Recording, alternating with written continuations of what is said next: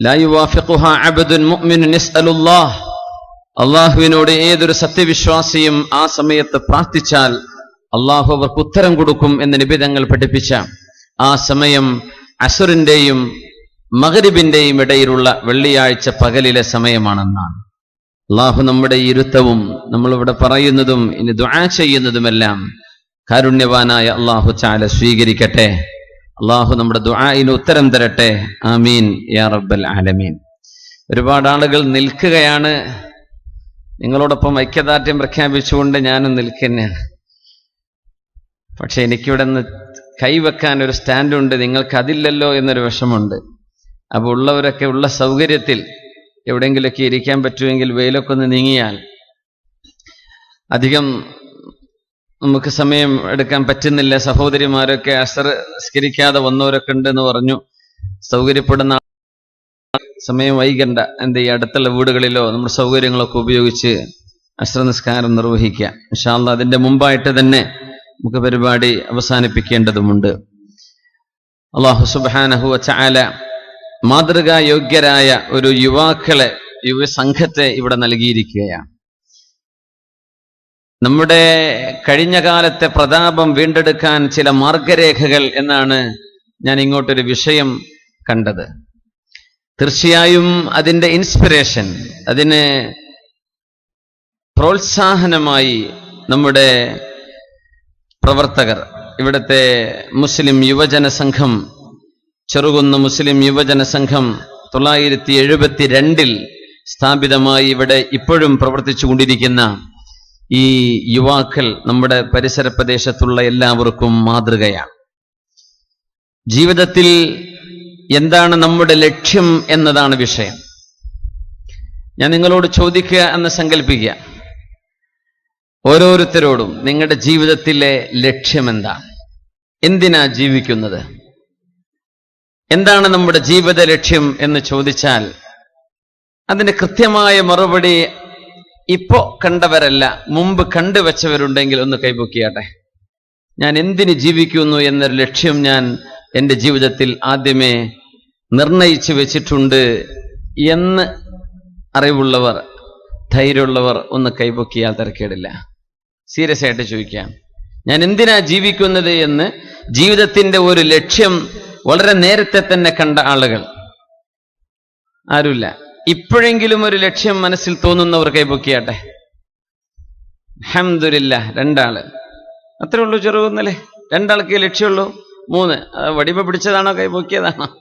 4 അൽഹംദുലില്ലാഹ്. 5 സാധാരണ എന്തിന് ജീവിക്കുന്നു, എന്താണ് ജീവിത ലക്ഷ്യമെന്ന് ചോദിച്ചാൽ തലചൊറിഞ്ഞ് കാലുകൊണ്ട് ക്ഷവരച്ച് എന്താണ് പറയേണ്ടത് എന്നറിയാതെ, എന്തിനാണ് ജീവിക്കുന്നത്, എന്താണ് ലക്ഷ്യം? അന്നം വഴിമുട്ടാതെ ജീവിച്ച് മരിക്കണം എന്നതാണോ? കുടുംബക്കായി ജീവിച്ച് മക്കളൊക്കെ കെട്ടിച്ചയക്കണം, വീട് വെക്കണം, ഒരു വാഹനം വാങ്ങിക്കണം, കഴിഞ്ഞോ? ഇതിനാണോ നമ്മൾ ജീവിക്കുന്നത്? എന്താ നമ്മുടെ ജീവിത ലക്ഷ്യം? നമ്മൾ അങ്ങനെ ഒരു ലക്ഷ്യത്തെക്കുറിച്ച് ആലോചിച്ചിട്ടുണ്ടോ? പരിശുദ്ധമായ കഅബയുടെ മുറ്റത്ത്, ഹിജ്ർ ഇസ്മാഈലിന്റെ മുറ്റത്ത് പ്രഗത്ഭരായ 4 സ്വഹാബിമാരിയ്ക്കുന്നു. അവരിലുണ്ട് മഹാനായ മുസ്അബ് റളിയല്ലാഹു അൻഹു, കൂടെയുണ്ട് ഉർവത്ത് ഇബ്നു സുബൈർ റളിയല്ലാഹു അൻഹു, മറ്റൊരാൾ അബ്ദുല്ലാഹി ഇബ്നു സുബൈർ റളിയല്ലാഹു അൻഹു, മറ്റൊന്ന് അബ്ദുല്ലാഹി ഇബ്നു ഉമർ റളിയല്ലാഹു അൻഹുമ. പ്രഗത്ഭരായ സ്വഹാബിമാർ. ഇമാം ബുഖാരി തങ്ങൾ ഉദ്ധരിച്ച ഹദീസാണെന്നാണ് എൻ്റെ ഓർമ്മ. 4 പേരും പരിശുദ്ധമായ ഹിജ്ർ ഇസ്മാഈലിന്റെ ചുമരുകളിൽ ഇരുന്നു കൊണ്ട് ഓരോരുത്തരും പറയാൻ തുടങ്ങി, തമന്നൗ, നമ്മളൊന്ന് ആഗ്രഹിക്കല്ലേ, ജീവിതത്തിൽ എന്തെങ്കിലും ഒരു ലക്ഷ്യം പ്രാപിക്കാൻ ഒന്ന് ആഗ്രഹിക്കുകയല്ലേ, നമുക്കൊന്ന് ആഗ്രഹിക്കാം, ഓരോരുത്തർക്കും ഒരു ലക്ഷ്യം കാണാം. ഫഖാല അബ്ദുല്ലാഹി ഇബ്നു സുബൈർ, മഹാനായ അബ്ദുല്ലാഹി ഇബ്നു സുബൈർ റളിയല്ലാഹു തആല അൻഹു പറഞ്ഞു, അമ്മാ അന ഫഅതമന്നൽ ഖിലാഫ, എനിക്ക് ഖലീഫയാവണം, ഭരണാധികാരിയാവണം, എൻ്റെ ആഗ്രഹം അതാണ്. അമ്മ അന ഫഅതമന്നൽ ഖിലാഫ, എനിക്ക് ഖലീഫയാവണം. വഖാല ഉർവ, മഹാനായ ഉർവ റളിയല്ലാഹു അൻഹു പറഞ്ഞു, അമ്മ അന ഫഅതമന്ന അൻ യുഖദ അന്നിൽ ഇൽമ, എന്റെ ആഗ്രഹം ഞാനൊരു വലിയ പണ്ഡിതനായ ആളുകൾ എന്നിൽ നിന്ന് ഇൽമ പഠിക്കണമെന്നാണ്. ആളുകൾ ഇൽമ പഠിക്കാൻ എന്റെ ദർസിലേക്ക് എന്നെ അന്വേഷിച്ചു വരണം, എനിക്ക് ആളുകൾക്ക് ഇൽമ പറഞ്ഞു കൊടുക്കാനാവണം, അതാണ് എന്റെ ലക്ഷ്യമെന്ന് ഉർവത്ത് ഇബ്നു സുബൈർ റളിയല്ലാഹു അൻഹു. മുസ്അബ് റളിയല്ലാഹു അൻഹു പറഞ്ഞു, അമ്മ അന ഫഅതമന്ന ഇമാറത്തൽ ഇറാഖ്, ഇറാഖിന്റെ ഭരണം എനിക്ക് കിട്ടണം എന്നാണ് എന്റെ ആഗ്രഹം. മുസ്അബ് റളിയല്ലാഹു അൻഹു അല്ലാഹുവിന്റെ ദീൻ നടപ്പാക്കാൻ, അല്ലാഹുവിന്റെ ദീൻ ലിയുമക്കിനഹും, ദീനനുസരിച്ച് ജീവിക്കാനുള്ള ഒരു സാഹചര്യം ഉണ്ടാക്കാൻ ഇറാഖിന്റെ അധികാരം എന്റെ കയ്യിൽ വേണം. വൽജംഉ ബൈനി വബൈന ആയിഷത ബിൻതി തുൽഹ, തുൽഹ റളിയല്ലാഹു അൻഹുവിന്റെ മകൾ ആയിഷ എന്നവരെ കല്യാണം കഴിക്കുകയും വേണം, എന്റെ ജീവിത സഖിയാക്കണം, ഇറാഖിന്റെ ഭരണാധികാരവും വേണം. വസകീന ബിൻതുൽ ഹുസൈൻ, ഹുസൈൻ റളിയല്ലാഹു അൻഹുവിന്റെ പ്രിയപ്പെട്ട പൊന്നാരമോൾ സക്കീന ബീവിയെയും എനിക്ക് വിവാഹം ചെയ്യണം, ഇറാഖിന്റെ ഭരണാധികാരിയുമാവണം. ഇനി ഒരാളാണ് ബാക്കിയുള്ളത്, അബ്ദുല്ലാഹി ഇബ്നു ഉമർ റളിയല്ലാഹു അൻഹുമാ, പ്രിയപ്പെട്ട ഉമർ എന്നവരുടെ മകൻ. അവര് പറഞ്ഞു, അമ്മ അന ഫഅതമന്നൽ മഗ്ഫിറ, ഞാൻ ആഗ്രഹിക്കുന്നത് അല്ലാഹുവേ നീ എനിക്ക് പുറത്തു തരണമെന്നാണ്, എനിക്ക് മഗ്ഫിറത്ത് കിട്ടിയാൽ മതി. 4 പേരും കൊതിച്ചു, ആഗ്രഹിച്ചു. ഇത് നമ്മളായിരുന്നെങ്കിൽ എന്തായിരുന്നേനെ ആഗ്രഹിച്ചു പോവാന്നാണ് ഞാൻ ഇപ്പൊ ആലോചിക്കുന്നത്. ഒന്ന് ആഗ്രഹിച്ചോളൂ എന്ന് പറഞ്ഞാൽ നമ്മൾ എന്താഗ്രഹിക്കും? പടച്ചോനൊരു വീട് വേണമെന്നോ, കുട്ടികളെ കെട്ടിക്കണമെന്നോ, അല്ല ഇന്നോവന്റെ പുതിയ മോഡലൊന്ന് കിട്ടിയാൽ തിരക്കേടില്ലാന്നോ, എന്തായിരിക്കും നമ്മൾ പറയാം? എന്തായിരിക്കും നമ്മുടെ ലക്ഷ്യം? മനസ്സിനുള്ളിലെ ആഗ്രഹം എന്തായിരിക്കും? ഉദാഹരണം പറയാം, തമന്നൗ, വലിയ വലിയ ആഗ്രഹങ്ങൾ. ഇമാമുന നബവി റളിയല്ലാഹു അൻഹു, മഹാനായ നബവി റളിയല്ലാഹു തആല അൻഹു, ബഹുമാനപ്പെട്ടവർക്ക് ജീവിതത്തിൽ ഒരു ആഗ്രഹമുണ്ടായിരുന്നു.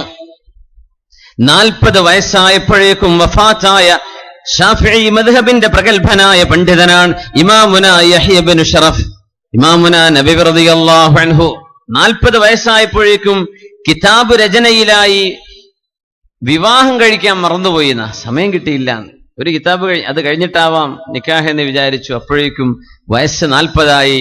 ലോകത്തോട് വിട പറയുകയും ചെയ്ത ഇമാമുന നബവി റളിയല്ലാഹു അൻഹു ജീവിതത്തിൽ ലക്ഷ്യമുണ്ടായിരുന്നു.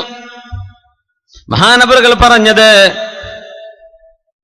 എല്ലാ മുസ്ലിമീങ്ങൾക്കും അല്ലാഹുവിന്റെ റസൂലിന്റെ സുന്നത്ത് പഠിക്കാനുള്ള സാഹചര്യങ്ങൾ ഉണ്ടാവണം, നബിതങ്ങളുടെ ചര്യ പഠിക്കാൻ അവസരമുണ്ടാവണം. അത് എന്ത് ചെയ്യണം? ജീവിതത്തിൽ എല്ലാ ഓരോരുത്തരുടെയും മനുഷ്യരിലെ കാറ്റഗറിയിൽ ചെറിയവർക്കും വലിയവർക്കും പണ്ഡിതർക്കുമൊക്കെ പഠിക്കാൻ പറ്റുന്ന 3 പ്രധാന ഗ്രന്ഥങ്ങൾ, ഒരുപാട് ഗ്രന്ഥങ്ങൾ എഴുതി, പ്രധാനപ്പെട്ട 3 ഗ്രന്ഥങ്ങൾ ഇമാമുന നബി റളിയല്ലാഹു അൻഹു ക്രോഡീകരിച്ചു. അതിലൊന്ന് നബി തങ്ങളുടെ 40 ഹദീസുകളുള്ള അൽ അർബഊന നവവിയ്യ, 40 ഹദീസുകളുടെ സമാഹാരമാണ്. കൊച്ചുകുട്ടികൾക്ക് മുതൽ പഠിക്കാൻ കഴിയും ആ ഒരു കിതാബ് കൊച്ചുമക്കൾക്ക്. പിന്നെ മുതിർന്നവർക്കും അല്ലാത്തവർക്കും റിയാദുസ് സ്വാലിഹീൻ, നമ്മുടെ വീടുകളൊക്കെ കാണില്ലേ അതിന്റെ പരിഭാഷയും കിതാബുമൊക്കെ, റിയാദുസ് സ്വാലിഹീൻ. പിന്നെ വലിയ പണ്ഡിതർക്ക് പഠിക്കാൻ സ്വഹീഹ് മുസ്ലിമിന് ഒരു ശറഹ് എഴുതി, ശർഹ് മുസ്ലിം. ഈ 3 ഗ്രന്ഥങ്ങൾ ഇമാം നബവി തങ്ങളുടെ ജീവിതത്തിന്റെ ലക്ഷ്യമായിരുന്നു. നമ്മുടെ ലക്ഷ്യം എന്താണ് തീരുമാനിച്ചു കഴിഞ്ഞിട്ടുണ്ടോ? ഈ പരിപാടി കഴിയുമ്പോഴേക്കും ഒരു ലക്ഷ്യത്തിലേക്ക് നമ്മൾ എത്തിച്ചേരണം, അറ്റ്ലീസ്റ്റ് അത്രയെങ്കിലും. അള്ളാഹു നമുക്ക് ജീവിതത്തിൽ വലിയ ലക്ഷ്യങ്ങൾ, ഹൈ ഒബ്ജക്റ്റീവ്സ്, നമ്മുടെ ലക്ഷ്യങ്ങൾ പ്രാപിക്കാനും അള്ളാഹു നമുക്ക് തൗഫീക്ക് തരട്ടെ. ആമീൻ യാ റബ്ബൽ ആലമീൻ. മർവാനുൽ ഹമ്മാർ എന്ന് പറയുന്ന ഒരാളുണ്ടായിരുന്നു. മർവാൻ അൽ ഹമ്മാർ. ഹിമാർ എന്ന് പറഞ്ഞാൽ ഡോങ്കി എന്നാണ്, കഴുതക്കാണ് ഹിമാർ എന്ന് പറയാം. ഹമ്മാർ എന്ന് പറഞ്ഞാൽ കഴുത വാഹനമായി ഓടിക്കുന്ന ഡ്രൈവർക്കാണ് ഹമ്മാർ എന്ന് പറയാം. അങ്ങനെ ഒരു മർവാൻ ഉണ്ടായിരുന്നു. എവിടെ? സ്പെയിനിൽ. അദ്ദേഹം ഒന്ന് കൊതിച്ചു. എന്താ കൊതിച്ചെന്നറിയോ? എനിക്ക് സ്പെയിനിന്റെ ഭരണാധികാരിയാവണം. ഒരു ടാക്സി ഡ്രൈവർ പറയാം, എനിക്ക് എന്ത് ചെയ്യണം, ഇന്ത്യയുടെ പ്രധാനമന്ത്രി ആവണമെന്നോ അല്ലെ കേരളത്തിന്റെ മുഖ്യമന്ത്രി ആവണമെന്നോ, ഒരു സാധാരണ ഒരു ഉന്തുവണ്ടി തള്ളിക്കൊണ്ടുപോകുന്ന ഒരാൾ ഒരു ആഗ്രഹം വെക്കുന്ന പോലെ സ്പെയിനിൽ ജീവിച്ച മറുവാനുൽ ഹമ്മാർ, അദ്ദേഹത്തിന്റെ കൊതി എനിക്ക് സ്പെയിനിന്റെ ഭരണാധികാരിയാവണമെന്നാണ്. തന്റെ 2 കൂട്ടുകാരോട് ഒരുമിച്ചിരുന്നപ്പോ കൂട്ടുകാരോട് ചോദിച്ചു, കൂട്ടുകാരെ നമുക്ക് 2 പേർക്കൊന്ന്, നമുക്ക് 3 പേർക്കും ഇരുന്ന് ജീവിതത്തിന്റെ ഒരു ലക്ഷ്യം നമുക്കൊന്ന് തയ്യാർ ചെയ്യുകയല്ലേ, എന്തിനാ നമ്മൾ ജീവിക്കുന്നത്, ഒരു ലക്ഷ്യം വേണ്ടേ എന്ന് ചോദിച്ചു. ഇദ്ദേഹം പറഞ്ഞു, എന്റെ ലക്ഷ്യം അന്തുലസിന്റെ സ്പെയിനിന്റെ ഭരണാധികാരിയാവണമെന്നാണ്. അപ്പൊ തന്റെ കൂടെയുള്ള 2 ഹമ്മാരിയങ്ങൾ വേറെയുമുണ്ട്, കഴുത ഓടിക്കുന്ന 2 പേർ വേറെയുമുണ്ട്.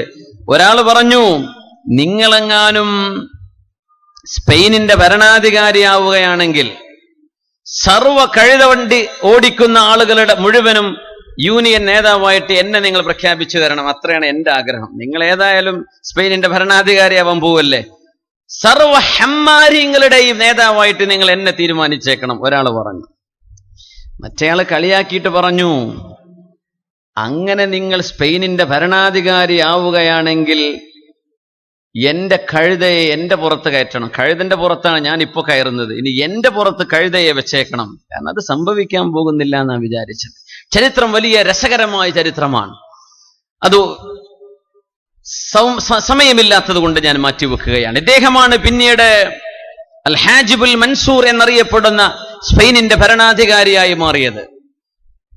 2 കൂട്ടുകാരെയും വിളിച്ചു, നിന്റെ ആഗ്രഹം എന്താ?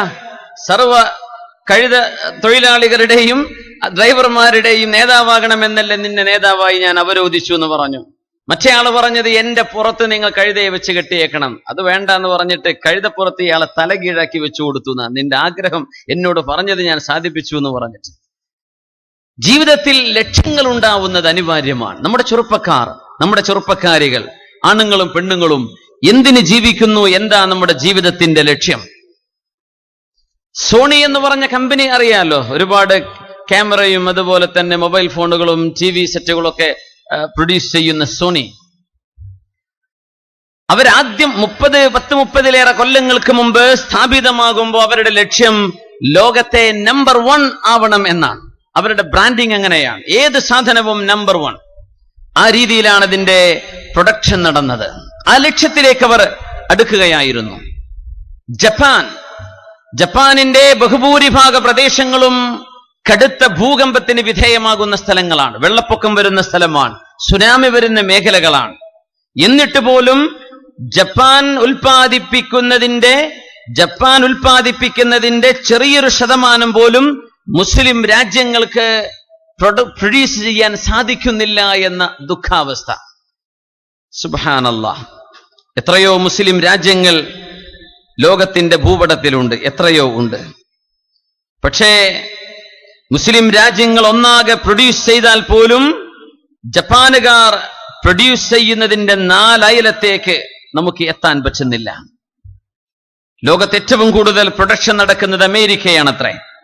മുസ്ലിം രാജ്യങ്ങളുടെ എണ്ണം ആദ്യം കടന്നു വരുന്നത് 28ാമത്തെ നമ്പറാണ്. എന്തുപറ്റി നമുക്ക് എന്നാണ് ഞാൻ ആലോചിക്കുന്നത്. എന്തേ നമുക്ക് പറ്റിപ്പോയത്? ജീവിതത്തിന്റെ ലക്ഷ്യം എന്ത് എന്ന് മനസ്സിലാക്കാതെയുള്ള മനുഷ്യന്റെ ഓട്ടമാണ്, ശരീരേച്ഛകൾക്ക് പിന്നാലെയുള്ള ഓട്ടമാണ്. മദ്യപാനവും വ്യഭിചാരവും ഭക്ഷണം കഴിക്കലും ഭോഗിക്കുക സുഖിക്കുക എന്നതിനപ്പുറം ജീവിതത്തിന് ലക്ഷ്യമില്ല എന്ന് മനുഷ്യൻ ചിന്തിച്ചു തുടങ്ങുന്നു. പ്ലൂട്ടോ എന്ന് പറയുന്ന തത്വചിന്തകൻ, അഫ്ലാത്തൂൻ എന്ന അറബിയിൽ പറയും, പ്ലൂട്ടോ എന്താണ് ജീവിതത്തിന്റെ ലക്ഷ്യം എന്ന് പറഞ്ഞപ്പോ അദ്ദേഹം പറഞ്ഞത്, God has created this world and he forgot it. So you can see people are struggling and they are dazzled and confused.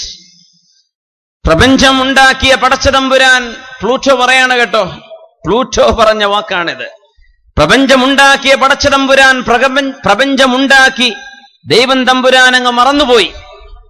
അതുകൊണ്ടാ ജനങ്ങളൊക്കെ ഒരു അന്ധാളിപ്പിൽ ഇങ്ങനെ ജീവിക്കുന്നത്. പടച്ചതമ്പുരാന് പോലും മറന്നുപോയി ഞാൻ എന്തിനായി പ്രപഞ്ചമുണ്ടാക്കിയത് എന്ന് വിളിച്ചു പറഞ്ഞ തത്വചിന്തകൻ പ്ലൂട്ടോ. ശുദ്ധ ഖുർആൻ പറയുന്നു, വമാ കാന റബ്ബുക നസിയാ, നബിയെ, അങ്ങയുടെ രക്ഷിതാവ് മറന്നു പോകുന്നവനല്ല. അല്ലാഹ് മറന്നുപോയി എന്നാ മുമ്പ് പറഞ്ഞത്. വമാ കാന റബ്ബുക നസിയ്യാ, അല്ലാഹു ഒരിക്കലും മറന്നു പോകുന്നവനല്ല നബിയെ, അല്ലാഹ് മറന്നിട്ടില്ല. കാർൽ മാക്സ് ഉണ്ട്, കമ്മ്യൂണിസം ലോകത്തെ വിഭാവനം ചെയ്ത കാർൽ മാക്സ്. അദ്ദേഹം പറഞ്ഞത്, God has created this world to play and have fun. ദൈവം ഈ പ്രപഞ്ചമുണ്ടാക്കിയത് ഒരു തമാശക്കുണ്ടാക്കിയതാണ്. ദൈവം പ്രപഞ്ചമുണ്ടാക്കിയത് തമാശക്കാണത്രേ. So he created the creations to have fun. അല്ലാഹു തആല സൃഷ്ടികളെ ഉണ്ടാക്കിയത് സൃഷ്ടിപ്പ് നടത്തി രസിക്കാനാണത്രേ. ഇതാണ് കാർൽ മാക്സ് എഴുതി വെച്ചത്. ഇവർക്കൊന്നും ജീവിതത്തിന്റെ ലക്ഷ്യം എന്താണെന്നറിയാൻ പറ്റിയിട്ടില്ല. വമാ ഖലഖതുൽ ജിന്ന വൽ ഇൻസ ഇല്ലാ ലിയഅ്ബുദൂൻ.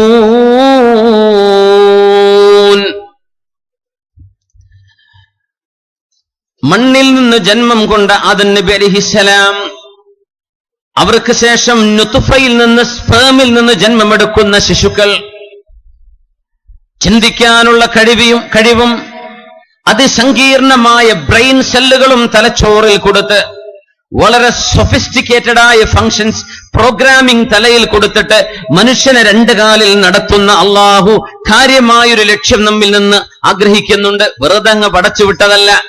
വമാ കാന റബ്ബുക നസിയ്യ, പ്ലൂട്ടോ പറഞ്ഞ പോലെ നമ്മങ്ങ് പടച്ചുവിട്ട് അല്ലാഹ് മറന്നുപോയോ? മറന്നുപോയതല്ല. വമാ ഖലഖതുൽ ജിന്ന വൽ ഇൻസ ഇല്ലാ ലിയഅ്ബുദൂൻ. ജിന്നുകളെയും മനുഷ്യരെയും ഞാൻ പടച്ചത് എന്നെ വണങ്ങാനും എന്നെ അറിയാനും എനിക്ക് ഇബാദത്ത് ചെയ്യാനുമാണ്. പള്ളികൾക്കപ്പുറം ഇബാദത്തുണ്ട്, നിസ്കാരത്തിനപ്പുറം ഇബാദത്തുണ്ട്, നോമ്പിനപ്പുറം ഇബാദത്തുണ്ട്. ഒരു മനുഷ്യന്റെ തിന്നുന്നതും കുടിക്കുന്നതും ഉറങ്ങുന്നതും അടക്കം ഇബാദത്താക്കി മാറ്റാൻ പറ്റും. മഹാന്മാര് പറയുമായിരുന്നു, ഇന്നീ ലഅഹ്തസിബു നൗമതി കമാ അഹ്തസിബു ഖൗമതി. രാത്രി ഞാൻ എഴുന്നേറ്റ് നിസ്കരിക്കുന്ന നിസ്കാരത്തിന് അള്ളാഹു കൂലി തരുമെന്ന് പ്രതീക്ഷിക്കുന്ന പോലെ ഞാൻ ഉറങ്ങുന്ന ഉറക്കത്തിലും അള്ളാഹു എനിക്ക് പ്രതിഫലം നൽകുമെന്ന് ഞാൻ പ്രതീക്ഷിക്കുന്നു. എങ്ങനെ ഉറക്കത്തിൽ പ്രതിഫലം കിട്ടുന്നോ? അതിനർത്ഥം എന്താ? ഞാൻ ഉറങ്ങുന്നത് ഇനി ചെയ്യാൻ പോകുന്ന കാര്യത്തിന് ഉന്മേഷമുണ്ടാവാനാണ്. ഞാൻ ഭക്ഷണം കഴിക്കുന്നത് അള്ളാഹുവിന് ഇഷ്ടമുള്ള ഒരു നന്മ ചെയ്യണമെങ്കിൽ ആരോഗ്യം വേണ്ടേ?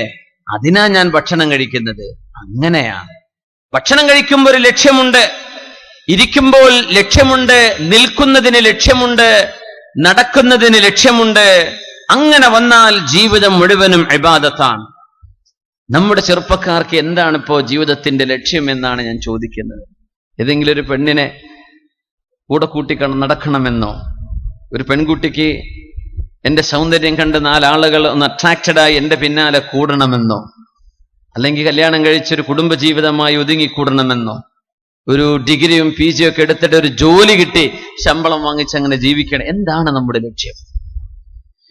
ഉമർ ഇബ്നു അബ്ദുൽ അസീസ് റളിയല്ലാഹു തആല അൻഹു, മഹാനായ ഉമർ അൽ ഫാറൂഖ് തങ്ങളുടെ പ്രിയപ്പെട്ട പേരക്കുട്ടിയാണ് ഉമർ ഇബ്നു അബ്ദുൽ അസീസ് റളിയല്ലാഹു അൻഹു. വലിയ മഹാനാണ്. ഖബറിലേക്ക് വെച്ചപ്പോഴാ ഒരു കടലാസ് കിട്ടിയത്. റുഖഅ, ഒരു കടലാസ് കിട്ടുന്നു ഖബറിൽ നിന്ന്.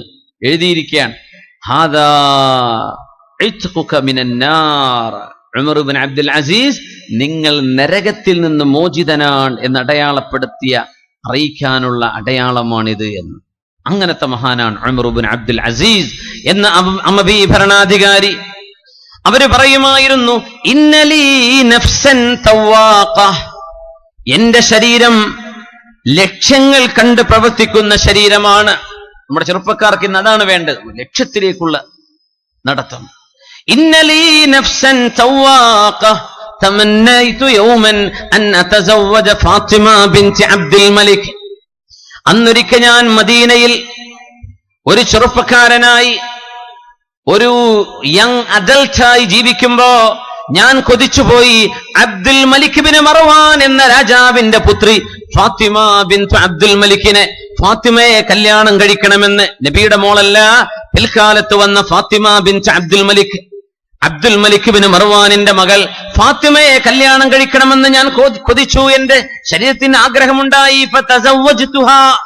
അങ്ങനെയാണ് അദ്ദേഹം സാധാരണ യുവാക്കളെ പോലെ ജീവിതത്തിന്റെ ആഡംബരങ്ങളിലേക്ക് അട്രാക്റ്റഡ് ആയി കഴിഞ്ഞൊരു കാലമുണ്ടായിരുന്നു. അന്നത്തെ കൊതി അതായിരുന്നു, ഫാത്തിമയെ കല്യാണം കഴിക്കണം. തസവ്വജ്തുഹാ, അതെനിക്ക് സാധ്യമായി. വതമന്നൈതു അൻ അകൂന വാലിയൻ അലൽ മദീന, പിന്നെ എനിക്കൊരു ആഗ്രഹം വന്നു, മുത്തുനബി തങ്ങളുടെ മദീനയുടെ ഭരണാധികാരിയാവണമെന്ന്, മദീനയുടെ ഗവർണറാകണം. അതും അല്ലാഹു എനിക്ക് തന്നു. ثم تمنيت, പിന്നെ ഞാൻ ആഗ്രഹിച്ചു, അൻ അതവല്ലൽ ഖിലാഫ, എന്റെ മുൻഗാമികൾ ചെയ്തുകൂട്ടിയ സർവമാന നെറുകേടുകളും തിരുത്താൻ വേണ്ടി മുസ്ലിം ലോകത്തിന്റെ ഖലീഫയാകണമെന്ന് ഞാൻ ആഗ്രഹിച്ചു. ഹാ അനദാ, ഞാനിപ്പോൾ നിങ്ങളുടെ ഖലീഫയല്ലയോ? ആ സ്ഥാനത്തേക്കും എത്തി. ഹാ നഫ്സി തഷ്താഖു ഇലാ അക്ബറ മിൻഹാ, ഇനി എന്റെ ശരീരം കൊതിക്കുന്നത് അതിലപ്പുറമുള്ള ഒരു സംഗതിയിലേക്കാണ്. അവർ ചോദിച്ചു, വമാദാക യാ അമീറുൽ മുഅ്മിനീൻ, എന്താണ് നിങ്ങൾ കൊതിക്കുന്നത് അമീറുൽ മുഅ്മിനീൻ? ഇനി എന്താണ് വേണ്ടത്? നഫ്സി തഷ്താഖു ഇലൽ ജന്ന, എന്റെ ശരീരം സ്വർഗം കൊതിക്കാൻ തുടങ്ങിയിട്ടുണ്ട്. സ്വർഗത്തിലേക്ക് പോകണമെന്നാണ് എന്റെ ആഗ്രഹം. ഇനി ഞാൻ സ്വർഗത്തിന് വേണ്ടിയാണ് പണിയെടുക്കുന്നത്. എന്റെ അവസാനത്തെ ലക്ഷ്യം ഇനി സ്വർഗമാണ്. ഞാനിനി അതിനാണ് പണിയെടുക്കുന്നത്. ആഗ്രഹിച്ചതെല്ലാം അധ്വാനിച്ച് ഞാൻ നേടിയിട്ടുണ്ട്. അല്ലാഹു എനിക്ക് തൗഫീക്ക് നൽകിയിട്ടുണ്ടെന്ന് അഭിമാനത്തോടെ പറഞ്ഞ ഭരണാധികാരിയാണ് ലോകം കണ്ട രണ്ടാമത്തെ ഉമർ എന്ന് പറഞ്ഞ ഉമർ ഇബ്നു അബ്ദുൽ അസീസ് റളിയല്ലാഹു അൻഹു. അങ്ങനെ ഉന്നതമായ, വളരെ എന്താ പറയാ, മനോഹരമായ high objectives in our lifes. നമുക്ക് അങ്ങനെ ലക്ഷ്യങ്ങളുണ്ടോ എന്നാണ് അറിയേണ്ടത്. മുഹമ്മദ് ഇബ്നുൽ ഫാത്തിഹിനെ സംബന്ധിച്ച് കേട്ടിട്ടുണ്ടായിരിക്കും. കോൺസ്റ്റാന്റിനോപ്പിൾ പിടിച്ചടക്കിയ മുസ്ലിം ഭരണാധികാരിയാണത്. പരിശുദ്ധ റസൂലുള്ളാഹി സ്വല്ലല്ലാഹു അലൈഹി വസല്ലം തങ്ങൾ വഫാത്തായതിന്റെ 600 കൊല്ലങ്ങൾക്ക് ശേഷം വന്ന മുഹമ്മദുൽ ഫാത്തിഹ് 23-ാമത്തെ വയസ്സിലാണ് കോൺസ്റ്റാന്റിനോപ്പിൾ പിടിച്ചടക്കിയത്. 23-ാമത്തെ വയസ്സിൽ. കുട്ടികളെ കോളേജിൽ പോകുന്ന പ്രായമല്ലേ ഇത്? 23. ചെറുതൊന്നുമില്ലൊക്കെ എപ്പോഴേക്കും ആൺകുട്ടികൾ കല്യാണം കഴിക്കുമോ? ഇല്ലല്ലേ. 23-ാമത്തെ വയസ്സിൽ കോൺസ്റ്റാന്റിനോപ്പിൾ പിടിച്ചടക്കിയത്. എന്താ കാര്യം എന്നറിയോ? അവരുടെ പ്രിയപ്പെട്ട ഉമ്മ കൊച്ചുകുട്ടിയായിരുന്നപ്പോ മുഹമ്മദുൽ ഫാത്തിഹിന്റെ കൈപിടിച്ച് മെഡിറ്ററേനിയൻ കടലിന്റെ വക്കത്ത് വരും. മെഡിറ്ററേനിയൻ കടൽ, ആ കടലിന്റെ നടുഭാഗത്താണ്, മധ്യഭാഗത്താണ് സൈപ്രസ് കിടക്കുന്നത്. അതിന്റെ നേർ അപ്പുറത്താണ് കിടക്കുന്നത് സ്പെയിൻ കിടക്കുന്നത്, ഇറ്റലി കിടക്കുന്നത്, ജർമ്മനി ഉള്ളത്, യൂറോപ്പ് കിടക്കുന്ന അപ്പുറത്താണ്. ഒന്ന് ആഫ്രിക്കൻ കരയിലൂടെ പടിഞ്ഞാറോട്ട് നടന്നാൽ മൊറോക്കയോ അൾജീരിയയുടെയോ ഭാഗമെത്തി ഒന്ന് എത്തി നോക്കിയാൽ യൂറോപ്പിന്റെ മലകൾ കാണാൻ കഴിയും. ജിബ്രാൾട്ടർ എന്ന് പറയുന്ന ജബൽ ത്വാരിഖ് എന്ന് പറഞ്ഞ കടലിടുക്കുണ്ട്. ദ സ്ട്രൈറ്റ് ഓഫ് ജിബ്രാൾട്ടർ, അവിടെ വീതി കുറഞ്ഞ സ്ഥലമാണ്, കപ്പലുകളൊക്കെ പോകുന്ന കടലിടുക്കാണ്. അവിടുന്ന് കരയിൽ നിന്ന് നോക്കിയാൽ അക്കരെ യൂറോപ്പ് കാണാൻ കഴിയും. അറബികളായ ആളുകളൊക്കെ അൾജീരിയയിൽ നിന്ന് സ്പെയിനിലേക്ക് കുടിയേറിപ്പോയതൊക്കെ അവിടുന്ന് കപ്പൽ കയറിയിട്ടാണ്. കുറഞ്ഞ ദൂരേയുള്ളൂ. ഗൾഫ് നാടുകളുടെ UAE-യുടെ ഒമാനിന്റെ ഭാഗമായി കിടക്കുന്ന ഹുർമുസ് കടലിടുക്ക് പോലെ ജിബ്രാൾട്ടർ കടലിടുക്കുണ്ട്. പ്രിയപ്പെട്ട കൊച്ചുമോൻ 5 വയസ്സ് പ്രായമുള്ള 6-7 വയസ്സൊക്കെ ആകുന്ന സമയം പ്രിയപ്പെട്ട ഉമ്മ കൈപിടിച്ചു കൊണ്ടുവന്ന് ബീച്ചിൽ കൊണ്ടുവന്ന് മോന് കാണിച്ചു കൊടുക്കും. മുഹമ്മദ്, നീ അവിടെ ഒരു രാജ്യം കാണുന്നുണ്ടല്ലേ? അതേ ഉമ്മ, അത് യൂറോപ്പാണ് മോനെ. മോൻ അവിടെ എത്തണം. മോൻ ഇസ്ലാമിന്റെ കൊടി അവിടെ എത്തിക്കണം. മനുഷ്യർക്ക് ജീവിതത്തിന്റെ ലക്ഷ്യം എന്താണെന്ന് പറയുന്ന ഇസ്ലാം യൂറോപ്പർക്ക് മോൻ കാണിച്ചു കൊടുക്കണം. അതിനാണ് ഞാൻ മോനെ വളർത്തിക്കൊണ്ടുവരുന്നത് എന്ന് കൊച്ചുമോനോട് 5 വയസ്സ് തൊട്ട് പറഞ്ഞു കൊടുത്ത ഉമ്മയാണ് മഹാനായ മുഹമ്മദുൽ ഫാത്തിഹിന്റെ ഉമ്മ റളിയല്ലാഹു തആല അൻഹുവിന്റെ പ്രിയപ്പെട്ട ഉമ്മ. ആ ഒരു തർബിയത്ത് ഉമ്മമാരിൽ നിന്ന് എന്റെ മോൻ എന്താവണം? കുഞ്ഞു ജനിക്കുമ്പോഴേ ഉമ്മമാർക്ക് തീരുമാനം വേണം. 15 വയസ്സായപ്പോ മെഡിറ്ററേനിയൻ കടലിൽ കുതിരയുമായി വെള്ളത്തിലേക്ക് വരികയും വെള്ളത്തിലൂടെ നടക്കാൻ കഴിയാതെ കുതിര തിരിച്ചു നടക്കുമ്പോ വീണ്ടും വെള്ളത്തിലേക്ക് അതിനെ കൊണ്ടുവന്ന് ആ മണൽത്തരികളിലൂടെ ചാടി കുതിരയോട്ടം പിടിക്കുകയും കുതിരയെ വെള്ളത്തിലേക്ക് എടുക്കുകയും ചെയ്ത് മഹാനായ മുഹമ്മദുൽ ഫാത്തിഹാൻ 15 വയസ്സ് മുതൽ തുടങ്ങിയ പരിശീലനം 23 വയസ്സായപ്പോ മഹാനവറുകൾ കോൺസ്റ്റാന്റിനോപ്പിളാണ് പിന്നെ പിടിച്ചടക്കുന്നത്. തുർക്കി എന്ന് നമ്മൾ ഇന്ന് പറയുന്ന, അന്നറിയപ്പെടുന്നത് കോൺസ്റ്റാന്റിനോപ്പിൾ എന്നാണ്, ഖുസ്തൻതിനിയ. മഹാനായ മുഹമ്മദുൽ ഫാത്തിഹിന്റെ കയ്യാലെ ആ രാജ്യം ഇസ്ലാമിലേക്ക് വരുമെന്ന് 600 കൊല്ലം മുമ്പ് പരിശുദ്ധ റസൂലുള്ളാഹി സ്വല്ലല്ലാഹു അലൈഹി വസല്ലം തങ്ങൾ പറഞ്ഞിട്ടുണ്ടായിരുന്നു. ഹബീബിനോടാണ് സ്വഹാബികൾ ചോദിച്ചത്, നബിയേ, അയ്യുൽ മദീനതി തുഫ്തഹു അവല, ഏത് നഗരമാണ് നബിയെ ആദ്യം ഇസ്ലാമിന് ലഭിക്കുന്നത്? അൽ ഖുസ്തൻതിനിയ അമിർ റൂമിയ, കോൺസ്റ്റാന്റിനോപ്പിൾ ആണോ നബിയെ, അതല്ല റോം പട്ടണമാണോ നബിയെ? അറബിയിൽ 2 വാക്കുണ്ട്, റൂം, റൂമിയ. മുതഅല്ലിമീങ്ങളായ ആളുകൾക്ക് അത് അറിയാൻ പറ്റും. റൂം എന്ന് പറഞ്ഞാൽ തുർക്കികളാണ്, റോമക്കാർ, യൂറോപ്പുകാർ എന്നർത്ഥമുണ്ട്. അതാണ് റൂം, ഗുലിബത്തിർ റൂം. പക്ഷെ റൂമിയ എന്ന് പറഞ്ഞാൽ ഇന്നത്തെ ഇറ്റലിയുടെ തലസ്ഥാനമായ റോമാണ്. റോം നഗരമാണോ നബിയെ, കോൺസ്റ്റാന്റിനോപ്പിൾ ആണോ ആദ്യം ഇസ്ലാമിന് ലഭിക്കുന്നത് എന്ന് സ്വഹാബത്ത് ചോദിച്ചിട്ടുണ്ട്. മുത്തനബിയുടെ മറുപടി അൽ ഖുസ്തൻതിനിയ, കോൺസ്റ്റാന്റിനോപ്പിൾ ആണ്. ആ നഗരം മുത്തനബിയുടെ നാവിനാൽ അള്ളാഹു വിജയം തരുമെന്ന് പറഞ്ഞത്, ആ വിജയം സംഭവിച്ചത് ഈ മുഹമ്മദുൽ ഫാത്തിഹ് റളിയല്ലാഹു അൻഹുവിന്റെ കയ്യാലെയാണ് 600 കൊല്ലങ്ങൾക്ക് ശേഷം. ഇനി ഇറ്റലിയും ഇസ്ലാമിന്റെ കയ്യിലേക്ക് വരുമെന്ന് മുത്തുനബി തങ്ങൾ പറഞ്ഞിട്ടുണ്ട്. റോം നഗരം ഇസ്ലാമിന് കിട്ടും. അത് ഖിയാമത്തിന്റെ മുമ്പായി നടക്കാൻ പോകുന്ന ഒരു അത്ഭുതമാണ്. ഇതുവരെ നടന്നില്ല. മുത്തുനബി തങ്ങൾ കോൺസ്റ്റാന്റിനോപ്പിൾ കിട്ടുമെന്ന് പറഞ്ഞത് തങ്ങളുടെ കാലം കഴിഞ്ഞ് 600 കൊല്ലം കഴിഞ്ഞതിന്റെ ശേഷമാണ്. ഇനി റോമും ഇസ്ലാമിന്റെ മടിത്തട്ടിലേക്ക് വരുമെന്ന് റസൂലുള്ളാഹി സ്വല്ലല്ലാഹു അലൈഹി വസല്ലം.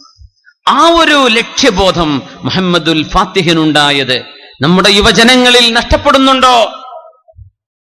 ക്രിയാത്മകതയില്ലാതെ, എന്തിനാണ് ജീവിക്കുന്നതെന്നറിയാതെ സമയം കൊല്ലുന്ന ഒരു തരം സ്വഭാവം. നമ്മുടെ വീടുകളിലെ ടെലിവിഷൻ ചാനലുകൾ സമയം കൊല്ലാനുള്ള മെഷീനുകളായി ഉപയോഗിക്കുന്ന ഒരു ദുരവസ്ഥ നമ്മുടെ ഉമ്മത്തിന് വന്നുവോ എന്ന് ഞാൻ പേടിക്കുകയാണ്. അല്ലാമ ബുഖാരി, ഇമാമുന ബുഖാരി റളിയല്ലാഹു അൻഹു, മുഹമ്മദ് ഇബ്നു ഇസ്മാഈൽ അൽ ബുഖാരി തങ്ങൾ സമർഖന്ദിൽ നിന്ന്, ബുഖാറയിൽ നിന്ന് വരുന്നത്. ബുഖാറ എന്നത് USSRന്റെ ഭാഗമായിരുന്ന റഷ്യയുടെ ഭാഗമാണ് ബുഖാറ. സമർഖന്ദിലാണ്. സമർഖന്ദ് റഷ്യയുടെ ഭാഗമാണ്. സമർഖന്ദിലാണ് മഹാനവറുകൾ വഫാത്തായി കിടക്കുന്നവരുടെ മഖ്ബറ, ബഹുമാനപ്പെട്ടവരുടെ മഖാം സമർഖന്ദിലാണ്. ഇമാം ബുഖാരി തങ്ങൾ അറബി സംസാരിച്ചിരുന്ന ആളല്ല, അറബി പഠിച്ചെടുത്തതാണ്. 14 വയസ്സുള്ളപ്പോഴാ 2 ആലിമീങ്ങൾ സങ്കടത്തോടുകൂടെ പറയുന്നത്, അല്ല, ഒരു സ്വഹീഹുകൾ മാത്രമുള്ളൊരു ഹദീസിന്റെ കിതാബ് നമ്മുടെ മുമ്പിൽ ഇല്ലാതെ പോയല്ലോ. ഒരുപാട് ഹദീസ് ഗ്രന്ഥങ്ങളുണ്ട്, പക്ഷെ അത് ദഈഫുണ്ട്, ദുർബലമായ ഹദീസുണ്ട്, മൗദൂആയ ഹദീസുകളുണ്ട്, ഹസനുണ്ട്, സ്വഹീഹുണ്ട്, എല്ലാമുണ്ട്, മിക്സാണ്. സ്വഹീഹ് മാത്രമുള്ള ഒരു ഗ്രന്ഥം നമുക്ക് വേണ്ടേ എന്നിങ്ങനെ സങ്കടപ്പെട്ട 2 ആലിമീങ്ങൾ ചർച്ച നടത്തുന്നത് ഇമാം ബുഖാരി തങ്ങൾ കേട്ടത് 14 വയസ്സുള്ളപ്പോഴാണ്. 14 വയസ്സുള്ളപ്പോഴാണ്. അന്നാണ് ഇമാം ബുഖാരി തങ്ങൾ തീരുമാനിച്ചത്, ആ കിതാബ് ഞാൻ തന്നെ രചിക്കും. അതാണ് ഇന്ന് നമ്മൾ അറിയപ്പെടുന്ന സ്വഹീഹുൽ ബുഖാരി. ഇമാം ബുഖാരി തങ്ങളുടെ സ്വഹീഹായ ഹദീസുകളുടെ മാത്രം സമാഹരണമായ 60,000-ഓളം മശായിഖന്മാരെ കണ്ട് ഹദീസുകൾ പഠിച്ച മഹാനായ ഇമാമുന ബുഖാരി റളിയല്ലാഹു തആല അൻഹു ആ തീരുമാനമെടുത്തത് നമ്മുടെ SSLC പഠിക്കുന്ന പിള്ളേരുടെ പ്രായത്തിലാണ്, 14 വയസ്സുള്ളപ്പോഴാണ്. നമ്മൾ ആലോചിക്കണം, ഇതൊക്കെ ഈ ഉമ്മത്തിന്റെ കഴിഞ്ഞ കാലങ്ങളാണ്. അങ്ങോട്ട് നമുക്കൊന്ന് തിരിച്ചു നടക്കണം. റസൂലുള്ളാഹി സ്വല്ലല്ലാഹു അലൈഹി വസല്ലം തങ്ങൾ ഈ ഉമ്മത്തിന് ഒരുപാട് പ്രതീക്ഷ നൽകിയിട്ടുണ്ട്. നമ്മളോട് പറഞ്ഞത് നിങ്ങൾ പ്രവർത്തിക്കണമെന്നാണ്. അല്ലദീ ലാ യഅകുലു മിൻ ദർബതി ഫഅസിഹി ലാ യംലികു ഖറാറഹു മിൻ റഅസിഹി. മഹാനായ മൗലാന മുതവല്ലി ശഅറാവി റഹ്മത്തുള്ളാഹി അലൈഹി റഹ്മത്തൻ വാസിഅ. മഹാനായ മുഫസ്സിർ അവറുകൾ ആധുനിക കാലത്ത് മരിച്ചുപോയ ഈജിപ്ഷ്യനായ മഹാനായ മുതവല്ലി ശഅറാവി ബഹുമാനപ്പെട്ടവർ പറയുമായിരുന്നു, സ്വന്തം കോടാലി കൊണ്ട് കൊത്തിയിട്ട് അധ്വാനിച്ച് തിന്നാത്തവന് സ്വന്തം തലയിൽ നിന്ന് തീരുമാനമെടുക്കാൻ കഴിയില്ല. അധ്വാനിക്കുന്ന ഒരു സമൂഹത്തിന് ലക്ഷ്യബോധമുണ്ടായി പ്രവർത്തിക്കാൻ കഴിയുകയുള്ളൂ. ആദ്യം വേണ്ടത് ഈ അധ്വാനമാണ്. ജോലിക്ക് പോകുന്ന ഉറങ്ങാൻ മുസ്ലിം ലോകത്ത്, അങ്ങനെ ഞാൻ പറയുന്നില്ല, അറബ് ലോകത്ത്, അറബ് മുസ്ലിം ലോകത്ത് കണക്കെടുപ്പ് നടത്തി എത്ര മണിക്കൂറാണ് ശരാശരി ഒരു ജോലിക്കാരൻ വർക്ക് ചെയ്യുന്നത് എന്ന്. ഒരു ശരാശരി ഗവൺമെന്റ് ഉദ്യോഗത്തിലോ പ്രൈവറ്റ് സെക്ടറിലോ വർക്ക് ചെയ്യുന്ന ഒരു അറബിയായ ഒരു മുസ്ലിം എത്ര മണിക്കൂർ ഒരു ദിവസം ജോലിയെടുക്കുന്നുണ്ട്? ആത്മാർത്ഥമായി ഫോൺ വിളിയും ഗാവകുടിയും ചായ കുടിയൊക്കെ മാറ്റിവെച്ച് പണിയെടുക്കുന്ന സമയം എത്രയാണെന്ന് ഒരു കൂട്ടർ സെൻസസ് നടത്തിയപ്പോൾ മനസ്സിലാക്കിയത് 12 മിനിറ്റ് ആണെന്നാണ്. ഒരു ദിവസം പണിയെടുക്കുന്ന സമയം 12 മിനിറ്റ് ആണ്. എന്തേ നമ്മൾ അങ്ങനെ ആയിപ്പോയത്? അല്ലാഹു അല. അങ്ങനത്തെ ഒരു സമൂഹത്തിന് എങ്ങനെയാ മുന്നോട്ട് വരാൻ കഴിയുക? 12 മിനിറ്റ്. സുബ്ഹാനല്ലാഹ്. പരിശുദ്ധ ഹബീബായ നബി തങ്ങൾ പറയുമായിരുന്നു, അല്ലാഹുവിനോട് കാവൽ ചോദിക്കണം. അല്ലാഹുമ്മ ഇന്നി അഊദു ബിക മിനൽ ഹമ്മി വൽ ഹസൻ വഅഊദു ബിക മിനൽ അജ്സി വൽ കസൽ. അല്ലാഹുവേ, മടിവരാതെ, ശരീരത്തിന് മടിവരാതിരിക്കാൻ നീ എന്നെ കാക്കേണമേ റബ്ബേ. മടിവരാതിരിക്കാൻ നിന്റെ സഹായം വേണം. ആലസ്യം, മടിപിടിക്ക, ഒന്നിനും ഉത്സാഹമില്ലാതിരിക്കുക, വെറും ന്റെ റിമോട്ടും പിടിച്ചിട്ട് അങ്ങനെ ഇരിക്കുക, വേറൊരു പണിയും ചെയ്യാൻ വയ്യ. റബ്ബേ നീ കാവൽ തരണേ റബ്ബേ, ഞാൻ അങ്ങനെ ആയിപ്പോവരുതേ. പറഞ്ഞത് ആരോടാന്നറിയോ? ഹബീബിന്റെ പള്ളിയിൽ അന്ന് ളുഹർ നിസ്കാരത്തിന്റെ മുമ്പ് വന്നിരുന്ന മഹാനായ അബൂ ഉമാമ റളിയല്ലാഹു അൻഹുവിനോട്. യാ അബാ ഉമാമ, എന്തിനാണ് അബൂ ഉമാമ നിസ്കാരം നടക്കാത്ത ഈ നേരത്ത് നിങ്ങൾ എന്തേ പള്ളിയിലേക്ക് വന്നത്? യാ റസൂലല്ലാഹ് ദുയൂനി വഹുമൂമി ലസിമതിനി യാ റസൂലല്ലാഹ്.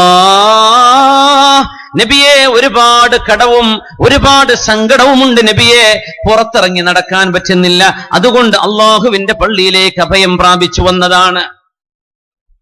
ഹബീബായ നബി തങ്ങളോട് കടം വീടാനുള്ള പരാതിയാണ് പറയുന്നത്, കടം വീടാനുള്ള ആഗ്രഹമാണ് ഈ പറയുന്നത്. നിങ്ങൾക്ക് ഞാൻ ചില വചനങ്ങൾ ചൊല്ലിത്തരട്ടെയോ?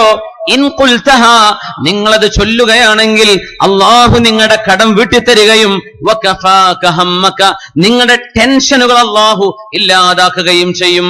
പഠിപ്പിച്ചു തരൂ നബിയെ എന്ന് പറഞ്ഞപ്പോ ഹബീബ് പഠിപ്പിച്ചു കൊടുത്ത വചനങ്ങളാണ്. അള്ളാഹുവേ, അശക്തനായി പോകുന്നതിൽ നിന്ന്, അള്ളാഹുവേ മടിപിടിച്ച് അലസനായി പോകുന്നതിൽ നിന്ന് ഞാൻ നിന്നോട് കാവൽ ചോദിക്കുന്നു റബ്ബേ.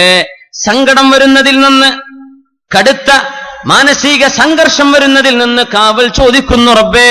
കടങ്ങൾ കുമിഞ്ഞുകൂടുന്നതിൽ നിന്നും ജനങ്ങൾ ആക്രമിക്കുന്നതിൽ നിന്നും നിന്നോട് ഞാൻ കാവൽ ചോദിക്കുന്നു റബ്ബേ. നബി തങ്ങൾ ചൊല്ലാൻ പറഞ്ഞു, അബൂ ഉമാമ, നിങ്ങൾ രാവിലെയും വൈകുന്നേരവും ചൊല്ലിക്കൊണ്ടിരിക്കണേ. അല്ലാഹുമ്മ ഇന്നി അഊദു ബിക മിനൽ ഹമ്മി വൽ ഹസൻ വഅഊദു ബിക മിനൽ അജ്സി വൽ കസൽ വഅഊദു ബിക മിനൽ ജുബ്നി വൽ ബുഖൽ വഅഊദു ബിക മിൻ ഗലബത്തി ദൈനി വഖഹ്രി റിജാൽ. എന്താണ് ആ വാക്കുകളുടെ അർത്ഥം? അല്ലാഹുവേ, അഊദു ബിക, നിന്നോട് ഞാൻ കാവൽ ചോദിക്കുന്നു റബ്ബേ, മിനൽ ഹമ്മി വൽ ഹസൻ, സങ്കടവും ദുഃഖവും വരുന്ന അവസ്ഥയിൽ നിന്ന് കാവൽ തരണേ പടച്ചവനെ.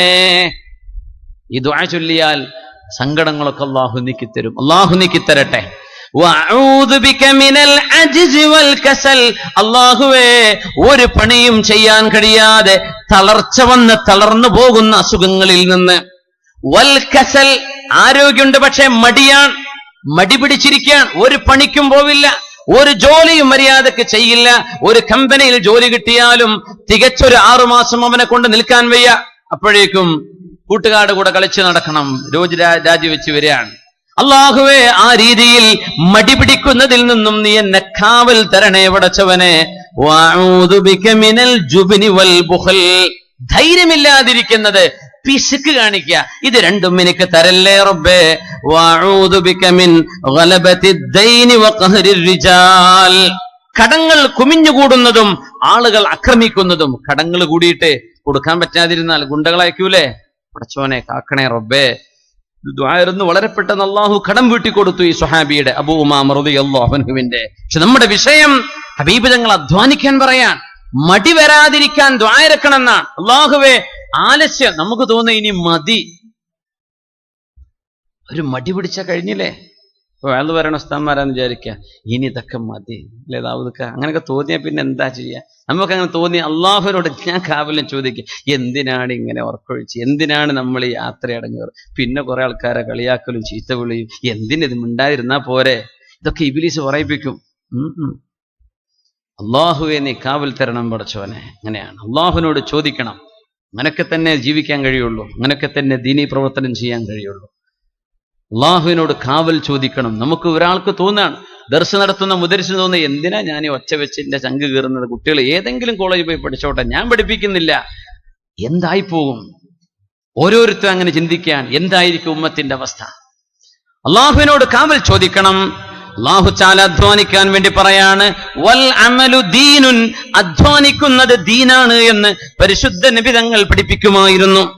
അല്ലാഹു അല്ലേ പറയുന്നത് സൂറത്തുൽ മുൽക്കിൽ, തബാറക സൂറയിൽ, വഹുവല്ലദീ ജഅല ലകുമുൽ അർള ദലൂലാ ഫംശൂ ഫീ മനാകിബിഹാ വകുലൂ മിർ റിസ്ഖിഹി വഇലൈഹിൻ നുശൂർ. അല്ലാഹു അല്ലയോ നിങ്ങൾക്ക് ഭൂമിയെ സഞ്ചാരയോഗ്യമാക്കി തന്നത്. ഹുവല്ലദീ ജഅല ലകുമുൽ അർള ദലൂലാ, സഞ്ചരിക്കാൻ പറ്റുന്നതാക്കി ഭൂമിയെ മാറ്റി തന്നില്ലേ? നിങ്ങൾ അധ്വാനിക്കൂ, അള്ളാഹു നിങ്ങളുടെ റിസ്ക് വെച്ചിട്ടുണ്ട്, യാത്ര ചെയ്ത് കണ്ടുപിടിക്കൂ. വിശുദ്ധ ഖുർആൻ പറയാണ്, അധ്വാനിക്കാൻ വേണ്ടി പറയാണ്. സൂറത്തുൽ അറാഫ്, വലഖദ് മക്കന്നാകും ഫിൽ അർള് വജഅൽനാ ലകും ഫീഹാ മആയിഷ് ഖലീലം മാ തഷ്കുറൂൻ. അല്ലാഹു അല്ലയോ നിങ്ങൾക്ക് ജീവിക്കാൻ അനുയോജ്യമായ രീതിയിൽ ഭൂമിയെ പാകപ്പെടുത്തിയതും, വജഅൽനാ ലകും ഫീഹാ മആയിഷ, ഓരോരുത്തർക്കും ജീവിത മാർഗങ്ങളും ഓരോന്ന് കാണിച്ചു തരുന്നതും അല്ലാഹു അല്ലയോ. നിങ്ങൾ എന്താണ് അല്ലാഹുവിനെ ശുക്ർ ചെയ്യാത്തത്, നന്ദി ചെയ്യാത്തത്? ഖിയാമുൽ ലൈൽ ഫർളായിരുന്നു. മുമ്പ് ഇസ്ലാമിന്റെ ആദ്യകാലങ്ങളിൽ തഹജ്ജുദ് നിസ്കാരം ഫർളായിരുന്നു. വിശുദ്ധ ഖുർആൻ അത് ദുർബലപ്പെടുത്തി സുന്നത്തായി നിലനിർത്തുകയാണ് ഉണ്ടായത്. നബിതങ്ങൾക്ക് ഫർളായിരുന്നു, പക്ഷെ മുഅ്മിനീങ്ങളായ ആളുകൾക്കും ആദ്യം ഫർളായിരുന്നു. പിന്നെ അല്ലാഹു തആല നിയമം മാറ്റുകയാണ് ഉണ്ടായത്. വിശുദ്ധ ഖുർആൻ പറഞ്ഞു നോക്കൂ, അലിമ അൻ സയകൂനു മിൻകും മർളാ വആഖറൂന യദ്രിബൂന ഫിൽ അർള് യബ്തഗൂന മിൻ ഫദ്ലില്ലാഹ് വആഖറൂന യുഖാതിലൂന ഫീ സബീലില്ലാഹ്. അല്ലാഹുവിനറിയാം നിങ്ങളിൽ ചില ആളുകൾക്ക് അസുഖം ബാധിക്കുന്നുണ്ടെന്നും നിങ്ങൾ ജോലി അന്വേഷിച്ച് യാത്ര പുറപ്പെടുന്ന ആളുകളാണെന്നും അല്ലാഹുവിനറിയാം. അതുകൊണ്ട് അല്ലാഹു നിങ്ങൾക്ക് ഇളവ് തന്നിരിക്കുന്നു.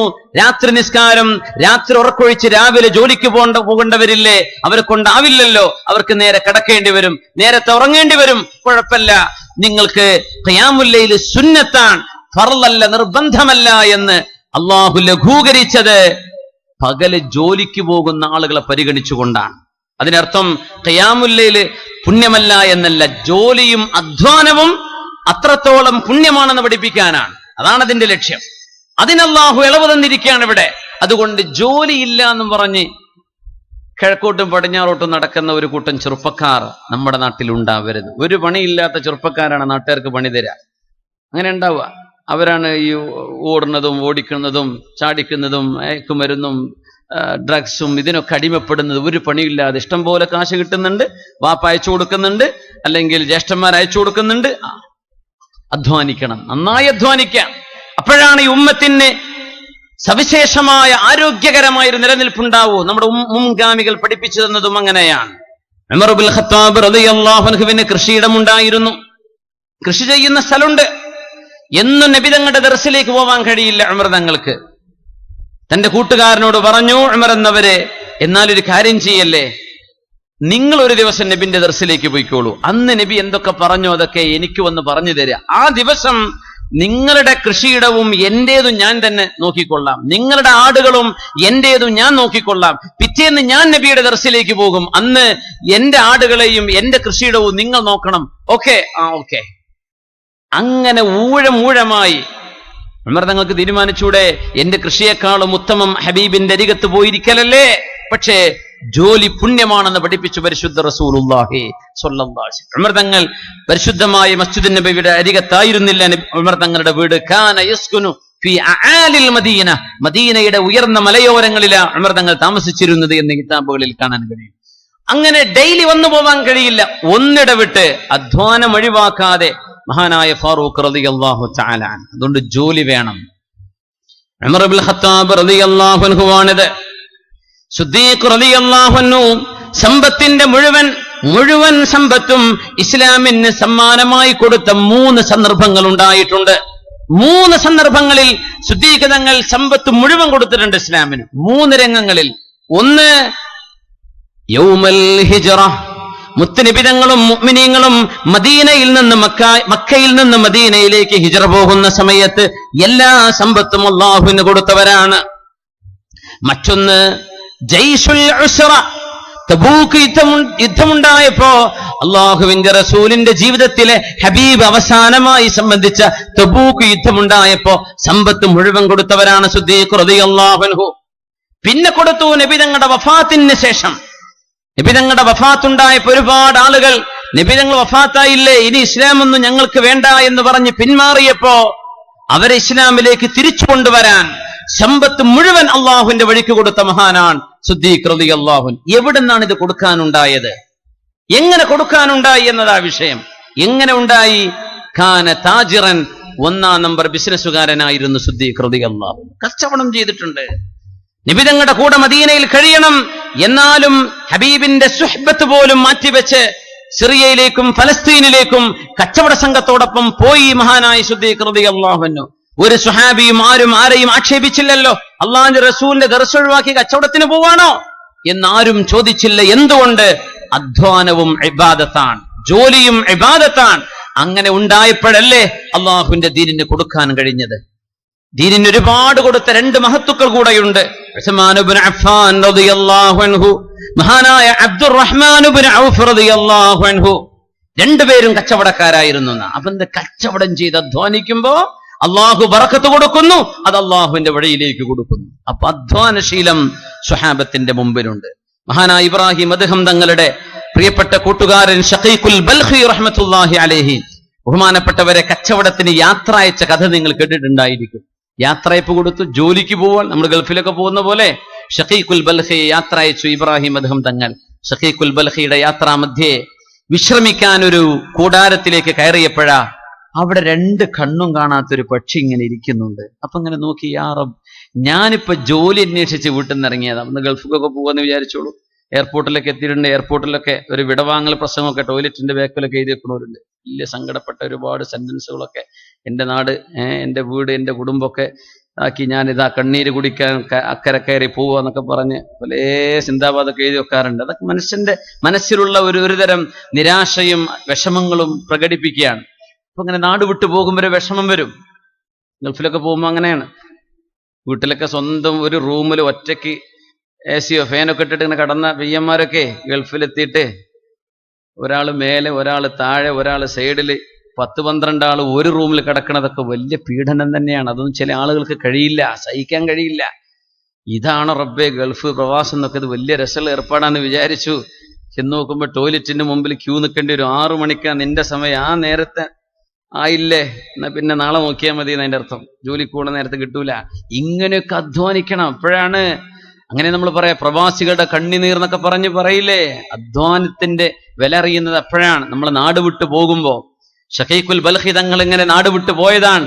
യാത്രയപ്പ് കൊടുത്തത് ഇബ്രാഹിം ഇബ്നു അദ്ഹം എന്ന് പറഞ്ഞ ലോകപ്രശസ്തനായ അള്ളാഹുവിന്റെ ആരിഫാണ്. അപ്പൊ അവിടെ ഇങ്ങനെ ഇരിക്കുമ്പോ ഈ കണ്ണ് കാണാത്ത റബ്ബേ, ഞാൻ എന്റെ റിസ്ക് അന്വേഷിച്ചു പോവാണ്. ഈ പക്ഷിക്ക് 2 കണ്ണുമില്ല, ഇതിന്റെ റിസ്ക് ആര് കൊടുക്കും പടച്ചോനെ എന്നിങ്ങനെ നോക്കിയിരിക്കുമ്പോഴാ ഒരു പക്ഷി വന്നിട്ട് ഇതിന്റെ വായിലേക്ക് ഭക്ഷണം ഇങ്ങനെ വെച്ചു കൊടുക്കുന്നുണ്ട്. 2 കണ്ണും കാണാത്ത പക്ഷിക്ക് കണ്ണ് കാണുന്ന ഒരു പക്ഷി വന്ന് ഭക്ഷണം കൊടുക്കാല്ലേ. അപ്പൊ എനിക്ക് അല്ലാഹു തആല തരാൻ കഴിവുള്ളവനല്ലേ, ഈ പക്ഷിക്ക് അല്ലാഹ് റിസ്ക് കൊടുക്കുന്നുണ്ടെങ്കിൽ എനിക്ക് അല്ലാഹു തന്നൂടെ എന്ന് പറഞ്ഞ് പാതി വഴിയിൽ നിന്ന് ജോലിക്കുള്ള യാത്ര നിർത്തി തിരിച്ചു നടന്ന മഹാനാണ് ഷഖീഖുൽ ബൽഖി റഹ്മത്തുള്ളാഹി അലൈഹി. അവരുടെ ആദ്യകാലം ഇബ്രാഹിം അദ്ഹം തങ്ങൾ പള്ളിയിൽ കണ്ടപ്പോ, അല്ല നിങ്ങളല്ലേ ജോലിക്ക് യാത്ര അയച്ചത്, എന്തേ തിരിച്ചു വന്നത്? കഥ പറഞ്ഞു കൊടുത്തു. ഇങ്ങനൊരു പക്ഷിയെ ഞാൻ കണ്ടപ്പോഴേ ഞാൻ ആലോചിച്ചു, എനിക്കും അള്ളാഹ് തരാൻ കഴിയുമല്ലോ, ഈ പക്ഷിക്ക് അള്ളാഹ് കൊടുക്കുന്നില്ല റിസ്ക്. ഇബ്രാഹിം അദ്ഹം തങ്ങൾ, എന്റെ പൊന്നു ഷഖീഖ്, നിങ്ങളാ കണ്ണ് കാണുന്ന പക്ഷിയെ പോലെ ആയിക്കൂടായിരുന്നോ? ആ കണ്ണ് കാണാത്ത പക്ഷിയെ പോലെ ആവാനാ നിങ്ങൾ തിരിച്ചു പോകുന്നത് എന്ന് ചോദിച്ചു. കണ്ണ് കാണുന്ന പക്ഷിയാവാൻ, കണ്ണ് കാണാത്തവർക്ക് കൊടുക്കാൻ പറ്റുന്നവരായി, വീടില്ലാത്തവർക്ക് ഭവനം കൊടുക്കുന്ന നമ്മുടെ ചെറുപ്പക്കാരുടെ മുസ്ലിം യുവജന സംഘത്തെ പോലെ, കഷ്ടപ്പാട് അനുഭവിക്കുന്നവർക്കത് അതിന് സമാധാനം കൊടുക്കാൻ കഴിയുന്ന, കണ്ണിനീരൊപ്പിയെടുക്കാൻ പറ്റുന്നവരായി നിങ്ങൾക്ക് മാറിക്കൂടായിരുന്നോ എന്ന വലിയൊരു ചോദ്യം അന്ന് ചോദിച്ചിട്ടുണ്ട് ഇബ്രാഹിം അദ്ഹം റളിയല്ലാഹു അൻഹു. നമ്മൾ അധ്വാനിക്കേണ്ടവരാണ്, ആരെങ്കിലും തരട്ടേന്ന് വിചാരിച്ചല്ല നിൽക്കേണ്ടത്. അങ്ങനെ അധ്വാനശീലം ഉണ്ടാകുന്നത് ഒരു സമൂഹത്തിന്റെ ഏറ്റവും നല്ല അഭിമാനകരമായ നിലനിൽപ്പിന്റെ ഒരു അടയാളമാണ്. പിന്നെ നമുക്ക് വേണ്ടത് നമ്മൾ ഒന്നാണ് എന്ന ചിന്തയാണ്. അൽ ഉമ്മ, നമ്മളൊരു ഉമ്മയാണ്, നമ്മളൊരു ഉമ്മത്താണ്, ഒരു സമുദായമാണ്. അതിപ്പോ ഇല്ലല്ലോ. പ്രത്യേകിച്ച് ഇനിയിപ്പോ രാഷ്ട്രീയ സംവിധാനങ്ങളാ. മുസ്ലിമീങ്ങളായ ആളുകൾ പല തട്ടുകളിൽ, പല രാഷ്ട്രീയ സംഘടനകളിൽ പലതരം വിപ്ലവ വാക്യങ്ങൾ അങ്ങോട്ടും ഇങ്ങോട്ടും ഈ ഉമ്മത്തിൽ ലാ ഇലാഹ ഇല്ലല്ലാഹ് മുഹമ്മദുർ റസൂലുള്ളാഹ് എന്ന ആശയത്തിൽ വിശ്വസിക്കുന്ന നമ്മൾ 4 സംഘടനകളിലായി കിടക്കുകയാണ്. 4 കടന്നിരുന്ന ആളുകൾ നമുക്കൊക്കെ ഒന്ന് ഒന്നായിക്കൂടെ, ഭാരതം എന്ന ഒരൊറ്റ വാക്യത്തിലേക്ക്, അല്ലെങ്കിൽ ഹൈന്ദവത എന്ന ഒരൊറ്റ ആശയത്തിലേക്ക് നമുക്ക് ഒന്നായിക്കൂടെ എന്ന് അവർ ചിന്തിക്കുമ്പോ നമുക്ക് 4ആയിക്കൂടെ എന്നാണ് നമ്മൾ ആലോചിച്ചുകൊണ്ടിരിക്കുന്നത്. എങ്ങനെ മുസ്ലിമായ അല്ലെങ്കിൽ മുസ്ലിമീങ്ങളായ ആളുകൾ ഇടപെടുന്ന സംഘടനകളെ, അല്ലെങ്കിൽ മുസ്ലിമീങ്ങൾ നേതൃത്വം കൊടുക്കുന്ന പ്രസ്ഥാനങ്ങളെ എങ്ങനെ നമുക്ക് തകർക്കാൻ കഴിയും, അവരങ്ങ് തോൽപ്പിച്ച് ഉന്നം പാറിക്കാൻ കഴിയും? ഇതാണ് നമ്മൾ ആലോചിച്ചു കൊണ്ടിരിക്കുന്നത്. പിന്നെ എങ്ങനെ നമുക്ക് നിലനിൽപ്പുണ്ടാവുന്നത്? ഏത് സംഘടനകളായാലും, രാഷ്ട്രീയ സംഘടനകളോ ദീനീ സംഘടനകളോ എന്തോ ആകട്ടെ, മനുഷ്യരുണ്ടാക്കുന്നതിന് അപാകതകൾ ഉണ്ടാവും. മലക്കുകളല്ലല്ലോ മനുഷ്യന്മാർ, ആണോ? ഇല്ല. അപാകതകളെ തിരുത്തിയും പൊറുത്തും സഹിച്ചും തിരുത്തലുകൾ ഉപദേശം കൊടുത്തും ഒരുമിച്ച് എന്തായാലും നമുക്ക് ഭിന്നിച്ചുകൂടാ എന്ന ഒരൊറ്റ കേന്ദ്രബിന്ദുവിൽ ചിന്തിക്കേണ്ട നമ്മൾ ഉന്നം പാറി നടക്കുകയാണ്.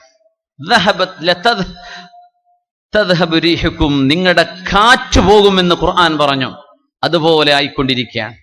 ഉമ്മത്തൻ വാഹിദ, ആ ഒരു ചിന്തയിലേക്ക് നമുക്ക് തിരിച്ചു നടക്കാൻ കഴിഞ്ഞില്ലെങ്കിൽ കഴിയില്ല മുഅ്മിനെ. നമ്മൾ ഈ പറയുന്നതൊന്നും സാധ്യമാവാൻ പ്രയാസമാണ്. وَنُرِيدُ أَن نَّمُنَّ عَلَى الَّذِينَ اسْتُضْعِفُوا فِي الْأَرْضِ وَنَجْعَلَهُمْ أَئِمَّةً وَنَجْعَلَهُمُ الْوَارِثِينَ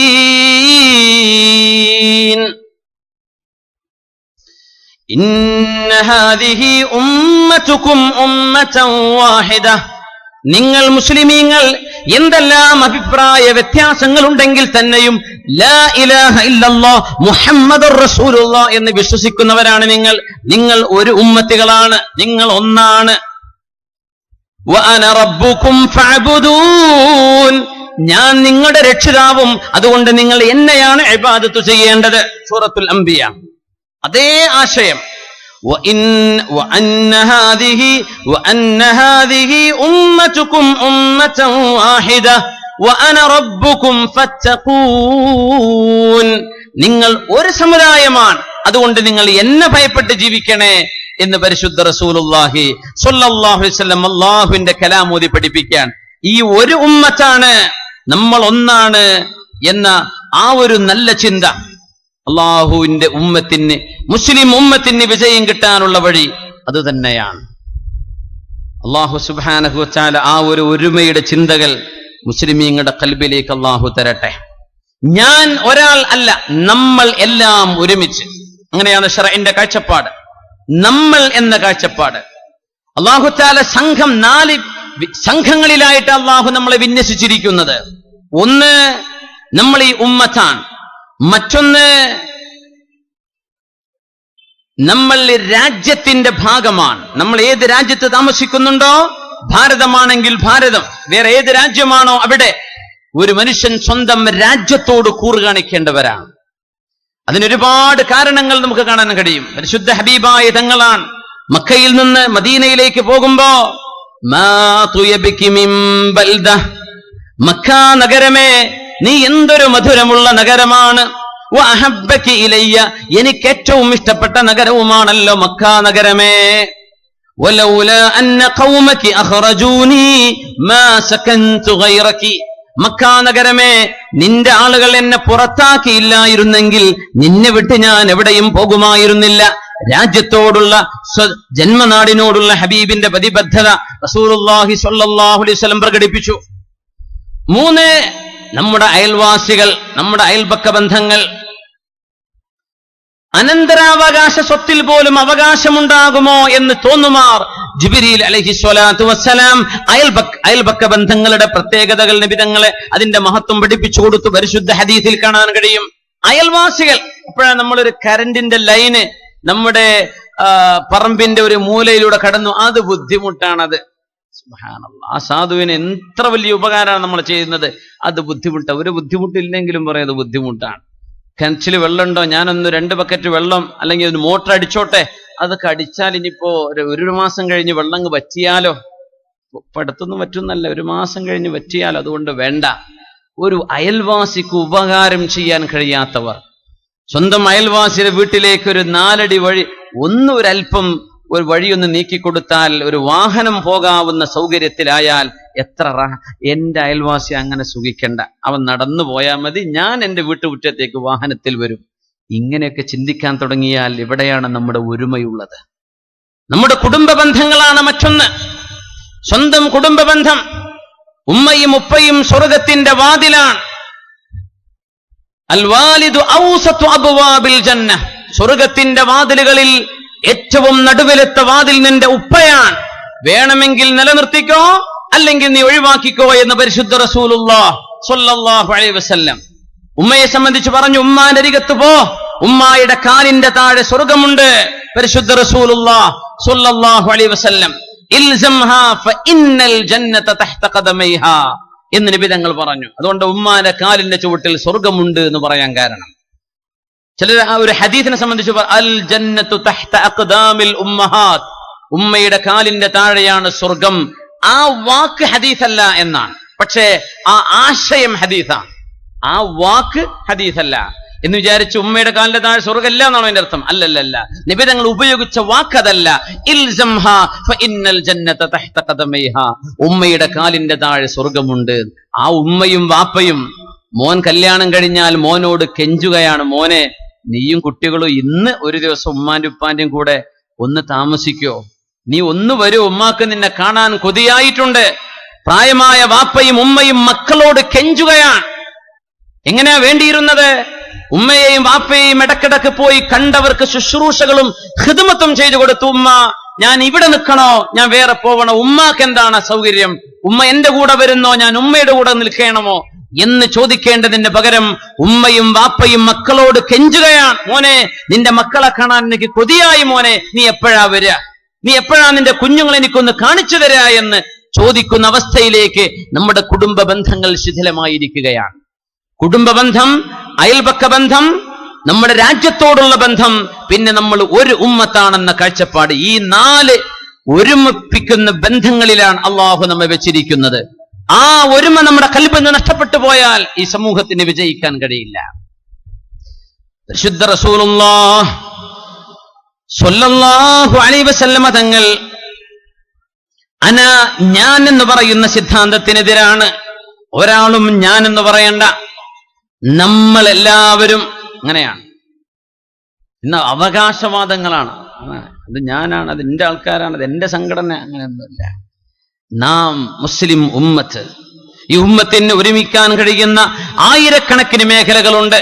അഭിപ്രായ വ്യത്യാസങ്ങളുള്ളത് വളരെ ചെറിയ ചെറിയ വിഷയങ്ങളിൽ. ഒരുമിക്കേണ്ട നേരത്ത്, പ്രത്യേകിച്ച് നമ്മുടെ നാട്ടിലൊക്കെ നടക്കുന്ന ഈ തെരഞ്ഞെടുപ്പൊക്കെ നടക്കുന്ന സാഹചര്യം അടുത്തെത്തിയില്ലേ, നമ്മളങ്ങ് തമ്മിൽ തല്ലാണ്. എങ്ങനെ അതൊക്കെ പറയാണ്ടിരിക്കുക? നമ്മൾ ഇങ്ങനെ ആവേണ്ടവരാണോ? നമ്മളൊരു കലിമത്ത് തൗഹീദിന്റെ ആളുകളല്ലേ, നമ്മൾ ഒരുമിച്ച് നിൽക്കേണ്ടവരല്ലേ? പ്രത്യേകിച്ച് ഫാഷിസത്തിന്റെ കടന്നുകയറ്റം അതിശക്തമായ ഭീഷണി രാജ്യത്തിനുണ്ടാക്കുമ്പോ രാജ്യത്തിന്റെ സമാധാനത്തിന് വേണ്ടി നമ്മൾ ഒരുമിച്ച് നിൽക്കേണ്ട ആളുകളാണ്. അപ്പോഴും ഭിന്നിപ്പ്, അപ്പോഴും അങ്ങോട്ടും ഇങ്ങോട്ടും പഴിചാരലും ചീത്ത പറയലും, നമ്മൾ തമ്മിൽ തന്നെ മുസ്ലിമീങ്ങളുടെ സമ്മതിദായവകാശം എങ്ങനെ ഭിന്നിപ്പിക്കാൻ കഴിയുമെന്ന് നമ്മളിൽ ചില ആളുകൾ തന്നെ. ഇതൊക്കെ വളരെ സങ്കടകരമാണ്. വിഷമത്തോടുകൂടെ പറയാണ്, നമ്മൾ ഇങ്ങനെ നിൽക്കേണ്ട ആളുകളായിരുന്നില്ല, നമ്മൾ ഇങ്ങനെയല്ല ആവേണ്ടത്. കലിമത്ത് തൗഹീദിന്റെ പേരിലെങ്കിലും നമുക്ക് ഒന്നിക്കാൻ കഴിയണ്ടേ? ഇതുപോലെയുള്ള സാഹചര്യങ്ങളിലെങ്കിലും അറ്റ്ലീസ്റ്റ് നമ്മൾ എന്നാ പറയേണ്ടത്? നിസ്കാരത്തിൽ ഒരാൾ നിസ്കരിക്കുകയാണെങ്കിലും എന്താ പറയാ? ഇയ്യാക നഅ്ബുദു വഇയ്യാക നസ്തഈൻ. അല്ലാഹുവേ, നിന്നെ മാത്രമാണ് റബ്ബേ ഞങ്ങൾ ആരാധിക്കുന്നത്, നിന്നിൽ നിന്ന് മാത്രമാണ് റബ്ബേ സഹായങ്ങൾ എല്ലാം എത്തുന്നത്. നിന്നോടാണ് ഞങ്ങൾ അഭ്യർത്ഥിക്കുന്നത് റബ്ബേ, നിന്നോട് മാത്രം. ഞങ്ങൾ ഇയ്യാക നഅ്ബുദു, ഒരാൾ ഒറ്റയ്ക്ക് നിസ്കരിക്കാൻ ഇയ്യാക അഅ്ബുദു, റബ്ബേ നിന്നെ ഞാൻ ആരാധിക്കുന്നു പറഞ്ഞ നിസ്കാരം ശരിയാവോ? ഇല്ല, നീ ഒരാളാണെങ്കിലും ഞങ്ങൾ എന്ന് പറ. അതുകൊണ്ടാണ് ഫാത്തിഹയിൽ ഇയ്യാക നഅ്ബുദു, എനിക്ക് സന്മാർഗ ദർശനം മതി. ഇഹ്ദിനി, ഒറ്റയ്ക്ക് നിസ്കരിക്കുമ്പോ അങ്ങനെയും ജമാഅത്തായി നിസ്കരിക്കുമ്പോ ഇഹ്ദിന, അങ്ങനെയാണോ? നീ ഒറ്റയ്ക്ക് നിസ്കരിക്കുകയാണെങ്കിലും സന്മാർഗം ഞങ്ങൾ എല്ലാവർക്കും താ റബ്ബേ, ഇഹ്ദിന. ഇത് പറയിപ്പിക്കുകയാണ് അല്ലാഹു. 5 നേരം ബാങ്ക് വിളിക്കുമ്പോ ജമാഅത്തിന് വാ. ഒരു മഹല്ലത്തിലെ മുഴുവൻ ആളുകളും ആ ജമാഅത്തിൽ ഉണ്ടാകും. ചെറിയ നിസ്കാര പള്ളിയാണെങ്കിലും, ഇവിടെ എന്താ സ്രാമ്പ്യ എന്ന് പറയും നിസ്കാര പള്ളിക്ക്, അല്ലെ? തെക്കോട്ടൊക്കെ തൈക്കാവ് എന്ന് പറയും, സ്രാമ്പ്യ. ചെറിയ നമസ്കാര പള്ളികൾ, കൊച്ചു മസ്ജിദുകൾ, ചെറിയ ചെറിയ പള്ളികൾ, അസ്ർ നിസ്കാരം ളുഹുറൊക്കെ നടക്കും. ജുമുഅ നടക്കുമ്പോ ആ മഹല്ലത്തിലെ പ്രധാനപ്പെട്ട അൽ മസ്ജിദുൽ ജാമിഅ, ജുമുഅ നിസ്കരിക്കുന്ന പള്ളിക്ക് അതാണ് പറയാ അൽ മസ്ജിദുൽ ജാമിഅ. ആ പള്ളിയിൽ മഹല്ലത്തിലെ എല്ലാ കൊച്ചു പള്ളികളിലും നിസ്കരിക്കുന്നവർ ജുമുഅ നിസ്കരിക്കാൻ ഇവിടെ വരണം. ആഴ്ചയിൽ ഒരു കൂടലായി. കൊല്ലത്തിൽ അല്ലാഹു 30 ദിവസം ലോക മുസ്ലിമീങ്ങളെ മുഴുവനും ഒരു നേരത്തെ അല്ലാഹു ഒരു വിഷയത്തിൽ ഒരുമിച്ച് ചേർക്കുന്നുണ്ട്. അതാണ് ഇനി വരാൻ പോകുന്ന റമളാൻ. അതെങ്ങനെ?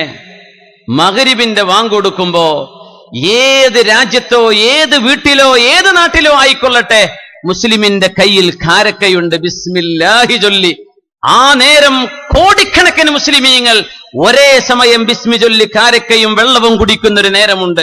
30 ദിവസം എല്ലാ മുസ്ലിമീങ്ങളും ഒരുമിച്ച് ഒരേ കാര്യത്തിൽ അള്ളാഹു ഒരുമിപ്പിക്കുകയാണ്.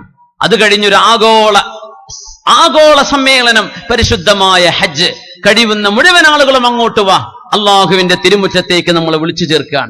ഒരുമയാണ് ഇതൊക്കെ. നമസ്കാരം കഴിഞ്ഞിട്ട് ഇറങ്ങുക, എന്നിട്ട് പിന്നെ മഹല്ലത്തിനെതിരെ സിന്ദാബാദ് വിളിക്കുക. നമസ്കാരം കഴിഞ്ഞിട്ട് ഇറങ്ങുക, കമ്മിറ്റിക്കാരെ തമ്മിൽ അടി. എന്താ ഇതിന്റെ അർത്ഥം? ഒരു ഇമാമിന്റെ കീഴിൽ ഇന്നമാ ജുഇലൽ ഇമാമു ലിയുഅ്തമ്മ ബിഹി, ഇമാം എന്ന് പറയുന്നത് ആ ഇമാമാണ് നിയന്ത്രിക്കേണ്ടത്, ആ ഇമാമാണ് നേതൃത്വം നൽകേണ്ടത്. പിന്നിലുള്ള ആളുകൾ ഇമാമിനെ അനുസരിക്കേണ്ടവരാണ്. ഇത് 5 നേരം പഠിപ്പിക്കുന്നത് നേതൃത്വത്തെ ചീത്ത പറയരുതെന്നും നേതൃത്വത്തെ അംഗീകരിക്കണമെന്ന് പഠിപ്പിക്കാനാണ്. ഇതാണ് മുസ്ലിം ഉമ്മത്തിന്റെ സംസ്കാരം. 5 നേരം നമുക്കതിന് ട്രെയിനിങ് നടന്നുകൊണ്ടിരിക്കുകയാണ്. പക്ഷേ നേതൃത്വത്തിനെതിരെ അപവാദങ്ങൾ, അല്ലെങ്കിൽ ചീത്തവിളികൾ, അല്ലെങ്കിൽ അനുസരണക്കേടുകൾ, ഇങ്ങനെയൊക്കെ വരുമ്പോ എവിടൊക്കെയോ അഴിച്ചുപണികൾ അനിവാര്യമാണ്. മുഅ്മിനീങ്ങളെ, അഴിച്ചുപണി അനിവാര്യമാണ്. നമ്മുടെ മനസ്സുകൾ തമ്മിൽ യോജിക്കേണ്ട സമയം അതിക്രമിച്ചു കഴിഞ്ഞു. പരിശുദ്ധ റസൂലുള്ളാഹി സ്വല്ലല്ലാഹു അലൈഹി വസല്ലം തങ്ങൾക്ക് ഒരു പ്രാർത്ഥനയാണുള്ളത്. ഉമ്മത്തി ഉമ്മത്തി, എന്റെ ഉമ്മത്തികളെ എന്ന്. എന്റെ മോള് ഫാത്തിമ, തങ്ങൾ അങ്ങനെയല്ല വിളിക്കണത്. എന്റെ മോനെ, മരുമകനെ അലിയെ, എന്റെ മോനെ ഹുസൈനെ, ഹസനെ എന്നല്ല ഹബീബിന്റെ വിളിയാളം.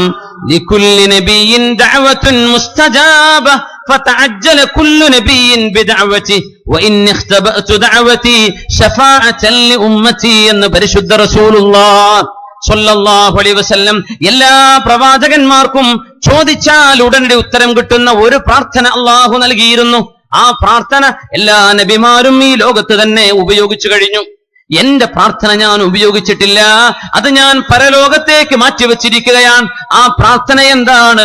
അല്ലാഹുവേ, എന്റെ ഉമ്മത്തികളിൽ പാപികൾക്ക് പുറത്തു കൊടുക്കണമേ. ഉമ്മത്തി, എന്റെ കുടുംബം, ഞാൻ എന്നല്ല നബി പറയുന്ന നബിയുടെ ദുആ, എന്റെ സമുദായമേ എന്നാണ്. അതിലൊക്കെ അല്ലാഹു നമ്മളൊക്കെ പെടുത്തി തരട്ടെ. ആമീൻ. യൗമ യദഉ ആദമുൻ വ അംബിയാ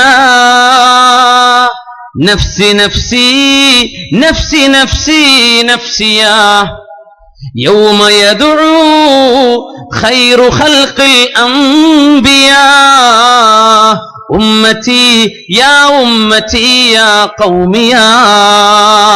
അമ്പിയാക്കന്മാർ ഓരോരുത്തരും എന്റെ ശരീരമേ, എന്റെ കാര്യമേ എന്ന് പറയുമ്പോഴാണ് എന്റെ ഉമ്മത്തികളെ എന്ന് വിളിച്ചു പറയുന്ന പരിശുദ്ധ റസൂലുള്ളാഹി.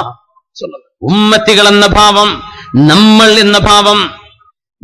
എന്ന ഭാവം പരിശുദ്ധമായ ഖന്തഖ് യുദ്ധം നടക്കുമ്പോ പൊട്ടിക്കാൻ കഴിയാത്തൊരു പാറക്കല്ല്, പാതിരാത്രി സമയം സ്വഹാബത്തിന് ഇരുട്ടിന്റെ ഘനീഭവിച്ച ഇരുട്ടുകൊണ്ട് ഒന്ന് മലമൂത്ര വിസർജനത്തിന് പോലും പോവാൻ ധൈര്യം വരാത്ത ഇരുട്ടിന്റെ ഉള്ളിൽ അള്ളാഹുവിന്റെ ഹബീബിനോട് വന്ന് പറഞ്ഞു, നബിയേ, ഈ രാത്രി നമ്മൾ പാറ പൊട്ടിച്ചില്ലെങ്കിൽ നമ്മുടെ ഖന്തക്കിന്റെ പണി അങ്ങ് പാതി വഴിയിൽ നിന്നു പോകും. ഹബീബായ നബി തങ്ങൾ ഹാമർ എടുക്കുന്നു, ഹബീബിന്റെ പരിശുദ്ധമായ കൈകൊണ്ട് ആ പാറ പൊട്ടിക്കുകയാ ചെയ്യുന്നത്. റസൂലുള്ളാഹി സ്വല്ലല്ലാഹു അലൈഹി വസല്ലം അവിടുത്തെ വയറ്റിൽ 2 കല്ല് വെച്ച് കെട്ടിയിട്ടുണ്ട്. 2 കല്ലുണ്ട് വയറിന് ഭാരം തോന്നാൻ. വിശപ്പിന്റെ കാഠിന്യം കൊണ്ട് മുഅ്മിനെ, വിശപ്പിന്റെ കാഠിന്യമൊക്കെ കണ്ണൂർക്കാർക്ക് പറഞ്ഞാൽ മനസ്സിലാവുമെന്ന് അറിയില്ല. മനസ്സിലാവോ?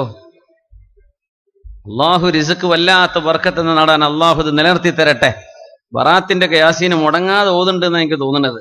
അൽഹംദുലില്ലാഹ്. പട്ടിണി കിടന്നിട്ടേ വയറിൽ കല്ല് വെച്ച് കെട്ടിയത്. ഓരോരുത്തരും 1 കല്ല് നമ്മൾ കേട്ടിട്ടുണ്ട്. നബി തങ്ങൾ എത്രണ്ണം കെട്ടി? 2 കല്ല്. അപ്പോഴാണ് മഹാനായ ജാബിർ ഇബ്നു അബ്ദില്ലാഹി റളിയല്ലാഹു അൻഹു ചെറിയൊരു ഭക്ഷണം ഹബീബിന് കൊടുക്കാൻ വേണ്ടി ഭാര്യയോട് ചോദിക്കുന്നത്. വീട്ടിൽ ചെന്നിട്ട് ഭക്ഷണം വല്ലതുണ്ടോ? കുറഞ്ഞ മാംസവും കുറച്ച് മാവുണ്ട്, നബി തങ്ങൾക്ക് റൊട്ടി കൊടുക്കാം. നബിയെ, ഒന്ന് വീട്ടിലേക്ക് വരും നബിയെ, ഇത് കാണാൻ എന്നെ കൊണ്ടുപോയി, അങ്ങേക്കുള്ള ഭക്ഷണം എൻ്റെ അടുത്തുണ്ട്. ഞങ്ങൾ എന്താ ചോദിച്ചെന്നറിയോ? വഹദീ യാ ജാബിറു, ജാബിറേ ഞാൻ ഒറ്റക്കോ? എന്നെ ഒറ്റക്ക് വിളിക്കുന്നുള്ളൂ, ഇവരൊക്കെ കൂടെ വേണ്ടേ? അവർക്കൊക്കെ വിശപ്പില്ലേ? നബിയെ, അതിന് മാത്രമുള്ള ഭക്ഷണം എന്റെ പുരക്കില്ല നബിയെ, അതുകൊണ്ടാ. അങ്ങും 2 കൂട്ടുകാരും വന്നോളി നബിയെ, സിദ്ദീഖ് എന്നവരും ഉമർ എന്നവരും. അത്രക്ക് മതി. ഉസ്താദും ഖത്തീബ് ഉസ്താദും സദർ ഉസ്താദും ഇത്രേ ഉള്ളൂ. മുല്ലാക്കെ ഇത്രേ പറ്റൂ നബിയെ, എൻ്റെ അടുത്ത് എന്തില്ല, എല്ലാവർക്കും ഇല്ല. തങ്ങളല്ലേ ഖന്തക്കിൽ വിളിച്ചു പറഞ്ഞത്, അസ്ഹാബി, എന്റെ സ്വഹാബികളെ എല്ലാരും വരി, ഇന്ന് ജാബിറിന്റെ വീട്ടിൽ ഭക്ഷണമുണ്ട്. സൊഫായിട്ട് 300 ആളാ ജാബിർ തങ്ങളുടെ വീട്ടിലേക്ക് വന്നത്. ഭാര്യ വിളിച്ചിരുന്നില്ലേ, എന്താ നിങ്ങൾ ചെയ്തത്? എല്ലാരോടും വരാൻ പറയേ. ഇല്ല പെണ്ണെ, ഞാൻ വിളിച്ചിട്ടില്ല, അള്ളാഹുവിന്റെ റസൂലിനോട് 2 ആളോടാ ഞാൻ പറഞ്ഞത്. പിന്നെ നബിയായിട്ട് വിളിച്ചു കൊണ്ടുവന്ന അതിന് പരിഹാരം തങ്ങൾ ചെയ്യും. അങ്ങനെയാണ് ഭക്ഷണം വർദ്ധിച്ച മുഅ്ജിസത്ത് അവിടെ ഉണ്ടായത്. എല്ലാരും ഭക്ഷണം കഴിച്ചു, ഭക്ഷണം ബാക്കിയായി. എന്താ നബിയുടെ നിലപാട്? വഹ്ദീ യാ ജാബിറു, ജാബിറെ ഞാൻ ഒറ്റക്കോ? അല്ല, നമ്മളെല്ലാവരും. ഇതാണ് ഹബീബിന്റെ കാഴ്ചപ്പാട് സ്വല്ലല്ലാഹു അലൈഹി വസല്ലം. നമ്മൾ ഒരുമിച്ച് എന്ന കാഴ്ചപ്പാട്. അഭിപ്രായ വ്യത്യാസം ലോകത്ത് എവിടെ ഇല്ലാത്തത്? ഏത് മഹല്ലിലും ഈ ഇരിക്കുന്ന 10 ആളിൽ 10 ആൾക്കും 10 അഭിപ്രായങ്ങൾ ഉണ്ടാവും അല്ലേ? എല്ലാവർക്കും സുസമ്മതനായ ഒരാൾ ലോകത്തുണ്ടാവില്ല, അങ്ങനല്ലേ? എന്നാൽ അള്ളാഹുവിന്റെ ദീനിന് വേണ്ടി ഒരുമിക്കേണ്ട എല്ലാ മേഖലകളിലും എല്ലാ അഭിപ്രായ വ്യത്യാസങ്ങളും മറന്ന് ഒരുമിക്കേണ്ടവരാണ് നമ്മൾ. വഹദ ഈ ഉമ്മത്തിന്റെ സ്വഭാവമാണ്. അള്ളാഹു തആല നമ്മുടെ ഖൽബുകളിൽ ആ ഒരുമ അള്ളാഹു നൽകട്ടെ. ഈ ഉമ്മത്തിന് കെട്ടുടപ്പോടുകൂടെ അള്ളാഹു നിലനിർത്തി തരട്ടെ. ആമീൻ യാ റബ്ബൽ ആലമീൻ. ഇനി നമുക്ക് ആവശ്യം അൽ അമൽ, അള്ളാഹുവിലുള്ള പ്രതീക്ഷയാണ്. പ്രതീക്ഷ വേണം. നമ്മൾ അധ്വാനിക്കുന്നു, നമ്മൾ ഒരുമിച്ച് നിൽക്കുന്നു, നമ്മുടെ കുടുംബം, നമ്മുടെ അയൽപക്കം, നമ്മുടെ രാജ്യം, അതുപോലെ തന്നെ നമ്മളെന്ന ഉമ്മത്തെന്ന ഭാവന, ഇതോടുകൂടെ നമ്മൾ നല്ല പ്രതീക്ഷയിൽ മുന്നോട്ട് നീങ്ങുക. അല്ലാഹു തആല നമ്മുടെ പ്രതീക്ഷകളെ അല്ലാഹു തആല സഫലമാക്കി തരട്ടെ. ആമീൻ യാ റബ്ബൽ ആലമീൻ. യൂറോപ്യൻ രാജ്യങ്ങൾക്ക് യൂണിയൻ ഉണ്ട്, യൂറോപ്യൻ രാജ്യങ്ങൾക്ക് സിംഗിൾ കറൻസി ഉണ്ട്, യൂറോ.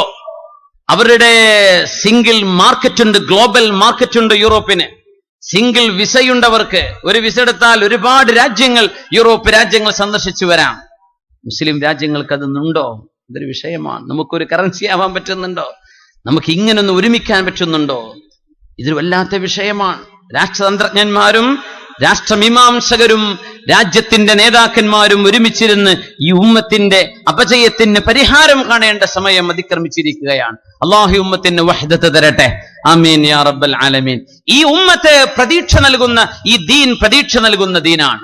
അള്ളാഹുവിൽ വലിയ പ്രതീക്ഷയാണ് നൽകുന്നത്, വലിയ പ്രതീക്ഷയാണ്. നമ്മൾ ഒരിക്കലും എന്ത് ചെയ്യരുത്, പ്രതീക്ഷ നഷ്ടപ്പെടും. ഇനി ഖിയാമത്ത് നാളായില്ലേ, ഇനി കുറെ കള്ളുടിയന്മാരെ ഉണ്ടാവുള്ളൂ, നോക്കിയിട്ട് കാര്യമില്ല. അങ്ങനെയല്ല. ഖിയാമത്ത് നാളായോ ഇല്ലെന്ന് പാര പറഞ്ഞു തന്നത് അതിന്റെ അല്ലേ? ഫീമ അൻത മിൻ ദിക്റാഹ, നബിയെ നിങ്ങൾക്ക് അതിന്റെ ഡേറ്റ് അറിയില്ല നബിയെ, അത് അള്ളാഹുവിനെ അറിയുള്ളൂ. പിന്നെ നമ്മൾ എങ്ങനെ കണക്കാക്ക? ഖിയാമത്ത് നാൾ ആവും, അത് അള്ളാഹുവിന്റെ ഖളാ പോലെ നടക്കും. പക്ഷേ ഇനിയിപ്പോ ഇവിടെ നിന്ന് അങ്ങനെയൊക്കെ ഉണ്ടാവുള്ളൂ, ഇനിയുള്ള കാലം ഇനി അങ്ങനെയാണ്, അതുകൊണ്ട് ഇനി നോക്കിയിട്ട് കാര്യമില്ല. അങ്ങനെയല്ല. നമ്മുടെ ചെറുപ്പക്കാരെ നന്നാക്കണം. സങ്കടപ്പെട്ട് വാപ്പമാര് വന്ന് ദുആരക്കാൻ വേണ്ടി പറയാണ്, എന്റെ മോൻ കള്ളുകുടിയനായി പോയിട്ടുണ്ട് ഉസ്താദേ, ദുആരക്കാൻ വേണ്ടി പറയണം. യാ അല്ലാഹ്, എന്റെ മുഅ്മിനെ എവിടെ എത്തിപ്പോയി ഉമ്മത്തിന്റെ അവസ്ഥ? ഒരു വാപ്പയുടെ വിലാപമാണ്. എന്റെ മകൻ കള്ളുകുടി നിർത്തിയൊന്ന് നല്ല മോനാവാൻ ദുആ ചെയ്യണേ. അല്ലാഹു തആല മക്കളെ നന്നാക്കി കൊടുക്കട്ടെ. ആ ഉപ്പയുടെ കണ്ണിന് അല്ലാഹു കൺകുളിർമ നൽകുന്ന സന്തോഷം ആ മക്കളിൽ അല്ലാഹു കാണിച്ചു കൊടുക്കട്ടെ. ചെറിയ കുഞ്ഞായി പോറ്റി വളർത്തിണ്ടാക്കിയ മോനാണിത്. 10-18 വയസ്സാകുമ്പോഴേ രാത്രി 4 കാലിൽ വീട്ടിലേക്ക് കടന്നു വരുന്നത്. അല്ലാഹുവേ, എങ്ങനെയാ നമ്മുടെ ഉമ്മത്തിന്റെ അവസ്ഥ? ഇങ്ങനെ പോയാൽ എന്താകും? അവരെ നന്നാക്കിയെടുക്കാൻ കഴിയും, നന്നാക്കാൻ കഴിയും തീർച്ചയായും. മുത്തുനബിയോടല്ലേ വന്ന് പറഞ്ഞത്, നബിയെ എനിക്ക് വ്യഭിചാരം ഒഴിച്ച് ബാക്കിയെല്ലാം എനിക്ക് ക്ലിയറാ നബിയെ, അതെനിക്ക് ഒഴിവാക്കാൻ പറ്റൂല, വല്ല പരിഹാരമുണ്ടോ? ഹബീബിനോടാ വന്ന് പറഞ്ഞത് സ്വല്ലല്ലാഹു അലൈഹി വസല്ലം. നമ്മൾ ചിന്തിക്കാറുണ്ട്, നാട്ടിലെ ഒരു ഉസ്താദിനോട് പോയിട്ട് പറയാ ഒരാൾക്ക് ധൈര്യം വരും. ഇങ്ങനെ മുത്തുനബിയോട് ചെന്ന് പറഞ്ഞു, നബിയെ ഇസ്ലാം കാര്യം 5 ഞാൻ ചെയ്തോളാം, ഈമാൻ കാര്യം 6 എനിക്ക് ക്ലിയറാണ്, അള്ളാഹു പറഞ്ഞതെല്ലാം ഞാൻ ചെയ്തോളാം, അള്ള ഒഴിവാക്കാൻ പറഞ്ഞ എല്ലാം ഞാൻ ഒഴിവാക്കും, പക്ഷെ കാണാൻ ചുരുക്കുള്ള വെമ്പിള്ളേരെ കണ്ടാൽ ഞാൻ പിന്നാലെ പോയി ഇതെന്റെ ഒരു വീക്ക്നെസ് ആണ്, അതിന് വല്ല ഇളവുണ്ടോ? മുത്തുനബി തങ്ങളോട് വന്ന് ചോദിച്ചു. നബി തങ്ങൾ എന്ത് ചെയ്തു എന്നാ? അടുത്തേക്ക് ഇരിക്കാൻ വേണ്ടി പറഞ്ഞു. ചെറുപ്പക്കാരന്റെ നെഞ്ചത്തെ ഹബീബിന്റെ കൈവച്ചു. ഇലക്ട്രിക് പാസ്, ഇലക്ട്രോ മാഗ്നറ്റിക് സിഗ്നലുകൾ കൈമാറുകയാണ്. ഹബീബായ നബി തങ്ങളുടെ നൂറാനിയത്തിന്റെ പ്രകാശത്തിന്റെ സിഗ്നലുകൾ, വേവുകൾ കടക്കുകയാണ്. ആ നെഞ്ചിൽ കൈവച്ചുകൊണ്ട് പറഞ്ഞു, അല്ലാഹുമ്മ തുഹ്ഹിർ ഖൽബ, റബ്ബേ ഈ ചെറുപ്പക്കാരന്റെ മനസ്സ് നന്നാക്കി കൊടുക്കല്ല, വഗ്ഫിർ ദംബഹു, അവന്റെ തെറ്റുകൾ നീ പുറത്തു കൊടുക്കണേ പടച്ചവനെ. എഴുന്നേറ്റു എന്ന് പറഞ്ഞു. നബിയെ, ഞാനിവിടെ വരുമ്പോ എനിക്ക് ഏറ്റവും ഇഷ്ടമായിരുന്ന ഒരു തെറ്റ്, ഞാനിവിടെ ഇറങ്ങിപ്പോകുമ്പോ എനിക്ക് ഏറ്റവും വെറുപ്പുള്ളതാണ് നബിയെ എന്ന് ഹബീബിനോട് പറഞ്ഞിട്ട് ആ ചെറുപ്പക്കാരൻ ഇവിടെ ഇറങ്ങിപ്പോകുന്നത്.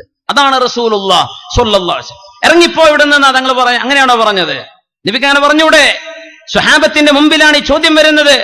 ഇത്രയും അല്ലാഹു ഗൗരവമായി പറഞ്ഞ വിഷയം നിനക്ക് മാത്രോ? എന്താ നിന്റെ കുഴപ്പം? നമ്മളൊക്കെ അങ്ങനെയല്ലേ ചിന്തിക്കുക. ഹബീബല്ല, അതിനെ പോസിറ്റീവായിട്ട് എടുക്കുക, ഇവനെ നന്നാക്കി എടുക്കാൻ പറ്റും.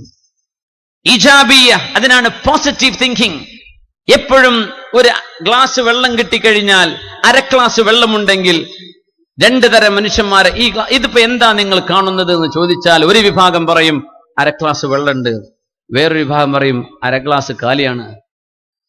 അപ്പൊ ആ കാലിയാവുന്നത് കാണുന്ന ആളുകളുണ്ട്, ഉള്ളത് നന്മയെ കാണുന്നവരുണ്ട്, തിന്മയെ. ഇത് രണ്ടും സമൂഹത്തിന്റെ ഭാഗമാണ്. ഈ ഉമ്മത്തിൽ കാണാൻ പറ്റും. മനുഷ്യരിൽ അങ്ങനെയാണ്. എപ്പോഴും ഒരു കാര്യം വീക്ഷിക്കുമ്പോൾ 2 രീതിയിലാണ് മനുഷ്യന്മാർ ചിന്തിക്കുക. അങ്ങനെയാണ്. ഈജാബിയ, ഏറ്റവും കൂടുതൽ പ്രതീക്ഷകൾ നൽകുന്ന ആയത്തുകൾ വിശുദ്ധമായ ഖുർആനിലെ 60ഓളം ആയത്തുകൾ അല്ലാഹു പ്രതീക്ഷ നൽകുന്ന ആയത്തുകളാണ്. ബുഷ്റ, സന്തോഷവാർത്തയാണ്. ബഷർ, ബഷരിയ, മനുഷ്യ സമൂഹത്തിന് അറബിയിൽ പറയുന്ന പേരെന്താ? ബഷരിയ, ബഷർ. മനുഷ്യൻ എന്ന വാക്ക് ബഷർ, ബഷർ എന്നത് ബിഷറിൽ നിന്നാണ് അത്രേ. സന്തോഷമുണ്ടാവുന്നത്, സന്തുഷ്ടമായ കാര്യം കേൾക്കുന്നത്, പ്രതീക്ഷയുണ്ടാകുന്നത്. പ്രതീക്ഷയുണ്ടെങ്കിലേ ജീവിക്കാൻ കഴിയൂ. അലി റളിയല്ലാഹു അൻഹു പറയുമായിരുന്നു, ഞാൻ പ്രതീക്ഷയിലാ ജീവിക്കുന്നത്. ആ പ്രതീക്ഷിച്ചത് നടന്നില്ലെങ്കിൽ നടന്നില്ല എന്നല്ലേ ഉള്ളൂ. അത്രയും കാലം ഞാൻ പ്രതീക്ഷയിൽ ജീവിച്ചല്ലോ, നടന്നു കിട്ടിയാൽ അൽഹംദുലില്ലാ, എന്നാലും ഞാൻ പ്രതീക്ഷയിലാണ് ഉണ്ടാവുക, അള്ളാഹു വിജയം തരുമെന്ന പ്രതീക്ഷ. ശുദ്ധ ഖുർആൻ സന്തോഷവാർത്ത നൽകുന്നത് മുഴുവനും മക്കളെ കൊടുക്കുമ്പോഴാണ്. ഖുർആന്റെ പ്രയോഗം നോക്കുമ്പോൾ ഒരു അത്ഭുതകരമായൊരു പ്രയോഗം വരാനിരിക്കുകയാണ്. സമയം വൈകണ്ട. വിശുദ്ധ ഖുർആൻ സന്തോഷം, ബുഷ്റ എന്നൊക്കെ പറഞ്ഞത് മക്കളെ അള്ളാഹു കൊടുക്കുന്ന കാര്യം പറഞ്ഞപ്പോഴാണ്. അള്ളാഹു നമ്മളെ കൂട്ടത്തിൽ മക്കളില്ലാത്തവർക്ക് കൺകുളിർമയുള്ള മക്കളെ അള്ളാഹുവേ നീ നൽകണേ തമ്പുരാനെ. വെള്ളിയാഴ്ച അസ്റിന്റെയും മഗ്രിബിന്റെയും ഇടയിൽ ദുആഇന് ഉത്തരമുണ്ടല്ലോ റബ്ബേ. ഞങ്ങളുടെ സദസ്സിലിരിക്കുന്ന ഞങ്ങളോട് ദുആ ചെയ്യാൻ വേണ്ടി പറഞ്ഞ മക്കളില്ലാത്ത ഒരുപാട് ദമ്പതിമാർ, അള്ളാഹുർക്ക് കൺകുളിർമയുള്ള മക്കളെ നീ കൊടുക്കണമേ അല്ലാഹ്. ആമീൻ യാ റബ്ബൽ ആലമീൻ. ഫബശ്ശർനാഹു ബിഗുലാമിൻ ഹലീം. ഇബ്രാഹിം നബി അലൈഹിസ്സലാമിന് ഇസ്മായിൽ എന്ന കുഞ്ഞു ജനിക്കുമെന്ന് അല്ലാഹു സന്തോഷ വാർത്ത കൊടുത്തു. ബശ്ശർന, 60ഓളം ആയത്തുകളിൽ ബശ്ശർന, സന്തോഷ വാർത്ത വിശുദ്ധ ഖുർആനിൽ കാണാൻ കഴിയും. 60ഓളം ആയത്തുകൾ. فبشرناها بإسحاق ومن وراء إسحاق يعقوب. സാറ ബീവി നിങ്ങൾക്ക് ഇസ്ഹാഖ് എന്ന പൊന്നുമോൻ ജനിക്കുമെന്നും ഇസ്ഹാഖ് നബിക്ക് ശേഷം യാക്കൂബ് നബി ജനിക്കുമെന്നും സാറ ബീവിയോട് നാം സന്തോഷം വാർത്ത അറിയിച്ചു കൊടുത്തു. ഖുർആൻ പറയാണ്, സാറ ബീവിയും ഇസ്ഹാഖ് നബിയുടെയും ഖബർ രണ്ടും ഒരുമിച്ച് മസ്ജിദുൽ ഖലീലിനാണ്. ഫലസ്തീനിലെ ഇബ്രാഹിം നബിയുടെ പള്ളിയുണ്ട്, അൽ ഹറമുൽ ഖലീലി. ഇബ്രാഹിം നബിയുടെ പള്ളിയുണ്ട്, ഇബ്രാഹിം നബിയുടെ ഖബറുണ്ട് അവിടെ. തൊട്ടിപ്പുറത്ത് ഇസ്ഹാഖ് നബി അലൈഹിസ്സലാം, ഇവിടെ സാറാ ബീവി റളിയല്ലാഹു അൻഹ, പിന്നെ ഇസ്ഹാഖ് നബി അലൈഹിസ്സലാമിന്റെ ഭാര്യ. അങ്ങനെ 3 ഖബറുകൾ ഒരുമിച്ചാണ്. ആ പരിശുദ്ധമായ പള്ളിയുടെ അകത്താണ് ഇവിടെ ഉള്ളത്, ഫലസ്തീനിലെ ഹിബ്രോണിൽ, ഇസ്രായേലിന്റെ ഭാഗമാണ്. ഇസ്ഹാഖ് നബിയെ കൊടുക്കുന്നും യാക്കൂബ് നബിയെ കൊടുക്കുമെന്നും സന്തോഷ വാർത്ത അറിയിച്ചു കൊടുത്തു. യഹ്യാ നബി എന്ന കുഞ്ഞിനെ തരുമെന്ന് സക്കരിയ നബിയെ നിങ്ങൾക്ക് സന്തോഷ വാർത്ത തരുന്നു. മക്കളെ കൊടുക്കുമ്പോൾ പറഞ്ഞു സന്തോഷ വാർത്ത. യാ മറിയമു, മറിയമേ, ഇന്നാ നുബശ്ശിറുകി ബിഗുലാമിൻ ഇസ്മുഹുൽ മസീഹു ഈസ ഇബ്നു മറിയം. മറിയമേ, നിങ്ങൾക്ക് ഈസ ഇബ്നു മറിയം എന്നൊരു കുഞ്ഞ് ജനിക്കാൻ പോകുന്നു, മസീഹ്, മസായ ആയ. ഇങ്ങനെയൊക്കെ മക്കളെ കൊടുക്കുമ്പോഴാ യൂസുഫ് നബിയെ കിണറ്റിന്ന് കിട്ടിയപ്പോ എന്താ പറഞ്ഞത്? യാ ബുശ്റാ ഹാദാ ഗുലാം, സന്തോഷമേ, ഒരു കുഞ്ഞിതാ കിടക്കുന്നു ബക്കറ്റിൽ. ഇങ്ങനെ പറഞ്ഞു. പക്ഷേ ഈ ഉമ്മത്തിനോട് സന്തോഷം പറഞ്ഞത് മുത്തുനബിയെ തന്നപ്പോഴാണ്. എല്ലാ അമ്പിയാക്കന്മാർക്കും സന്തോഷം കൊടുത്തത് അവർക്ക് മക്കളെ കൊടുത്തപ്പോഴാ. നമുക്ക് അല്ലാഹു സന്തോഷമായി തന്നത് ആരെ തന്നപ്പോഴാ? റസൂലുള്ളാഹി സ്വല്ലല്ലാഹു അലൈഹി വസല്ലം നബിതങ്ങളെ തന്നപ്പോഴാ നമുക്ക് സന്തോഷ വാർത്തയായത്. ബാക്കിയൊക്കെ മുൻകാല അമ്പിയാക്കന്മാർക്കാണ്. നമ്മുടെ സന്തോഷ വാർത്ത ബിസ്മില്ലാഹിർ റഹ്മാനിർ റഹീം, ഇന്നാ അർസൽനാക ബിൽ ഹഖ് ബശീറൻ വനദീറാ. നബിയെ, അങ്ങാണ് ഈ ഉമ്മത്തിന്റെ സന്തോഷ വാർത്ത, അങ്ങാണ് ഈ ഉമ്മത്തിന് സന്തോഷ വാർത്ത നൽകുന്നവർ, അങ്ങാണ് താക്കീതുകാർ. റസൂലിനെ പറഞ്ഞപ്പോഴാ നമുക്ക് സന്തോഷ വാർത്ത തന്നത്. നമ്മുടെ നബി, നമുക്ക് പ്രതീക്ഷ നൽകിയ നബിയാണ് റസൂലുള്ളാഹ് സ്വല്ലല്ലാഹു അലൈഹി വസല്ലം. ഏറ്റവും പ്രയാസകരമായ രംഗങ്ങളിൽ സന്തോഷ വാർത്തകൾ. ഖദീജ റളിയല്ലാഹു അൻഹ ഹബീബിന്റെ കൂടെ 25 വർഷം കഴിഞ്ഞ് 65 വയസ്സിൽ വഫാത്താകുന്ന ഖദീജ റളിയല്ലാഹു അൻഹ വഫാത്താകാൻ പോകുമ്പോഴാണ് ജിബ്രീൽ അലൈഹിസ്സലാത്തു വസ്സലാം വന്ന് ഹബീബിനോട് പറയുന്നത്, നബിയേ, അങ്ങയുടെ പ്രിയപ്പെട്ട ഭാര്യ ഖദീജ ബിവിയോട് പറയണം, ബശ്ശിർ ഖദീജ ബിഖസ്റിൻ മിൻ ഖസബിൻ ഫിൽ ജന്ന. ഖദീജ ബീവിക്ക് പ്രത്യേകമായൊരു ഭവനം സ്വർഗത്തിൽ അല്ലാഹു ഒരുക്കി വെച്ചിട്ടുണ്ടെന്ന് ഖദീജ ബീവിയോട് പറയണം നബിയേ. എപ്പോഴാണ്? മുത്തുനബി തങ്ങളുടെ സങ്കടത്തിന്റെ വർഷമെന്ന് പറഞ്ഞ ആമുൽ ഹുസ്നിൽ ഖദീജ ബീവിക്ക് സന്തോഷ വാർത്ത. വഫാത്താവാൻ സ്വർഗമുണ്ട് ഖദീജ ബീവി.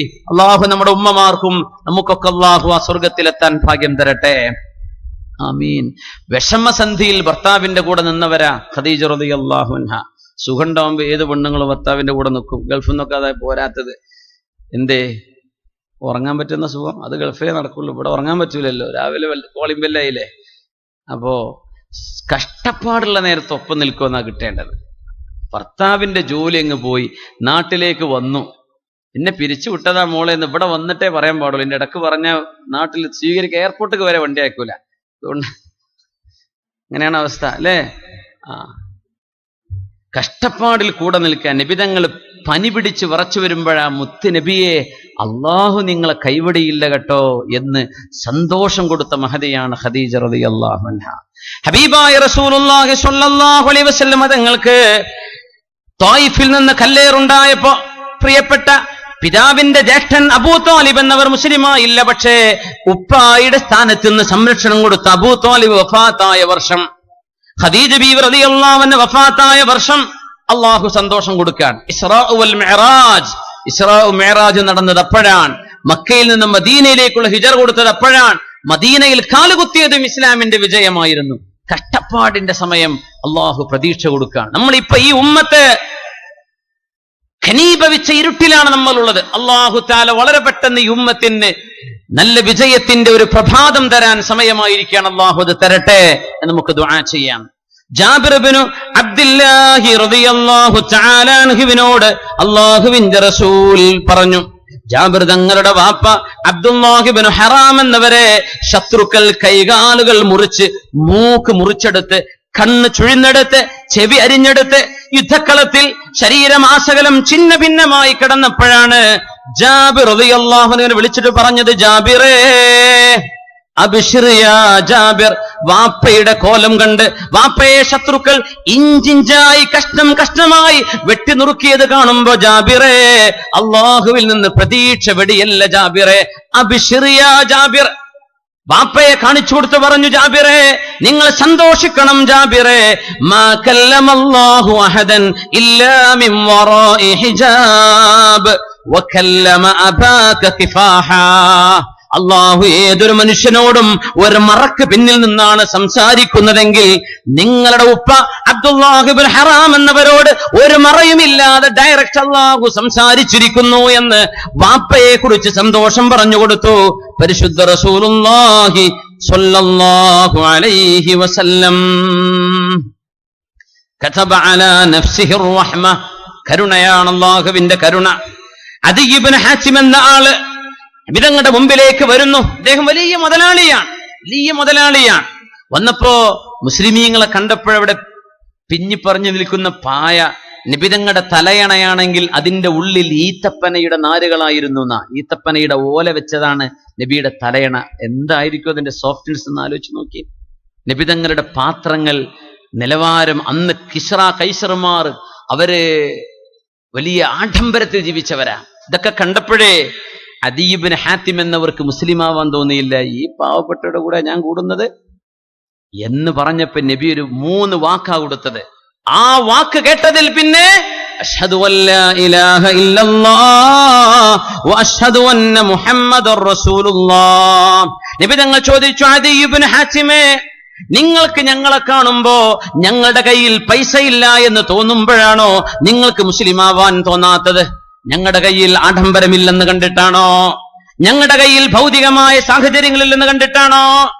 ഞങ്ങളുടെ കയ്യിൽ ദുന്യാവില്ലെന്ന് കണ്ടിട്ടാണോ അദി ഇബ്നു ഹാത്തിമേ നിങ്ങൾ മുസ്ലിമാവാതെ പിന്മാറുന്നതെങ്കിൽ ഞാൻ ചോദിക്കട്ടെയോ, അദി ഇബ്നു ഹാത്തിമേ, നിങ്ങൾ ഹീറ എന്ന് പറഞ്ഞ പ്രദേശം കണ്ടിട്ടുണ്ടോ?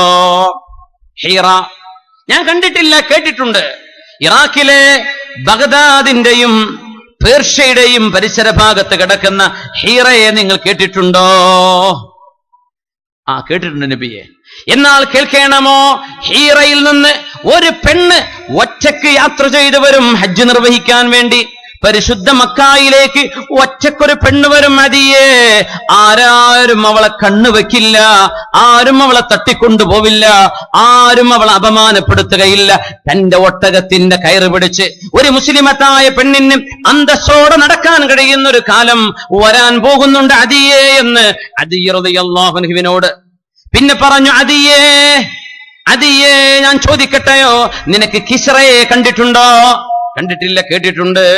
പേർഷ്യൻ സാമ്രാജ്യത്തിന്റെ അധിപൻ കിസ്റ ഇബ്നു ഹുർമുസിനെ കേട്ടിട്ടുണ്ടോ? കേട്ടു നബിയെ, കേട്ടു.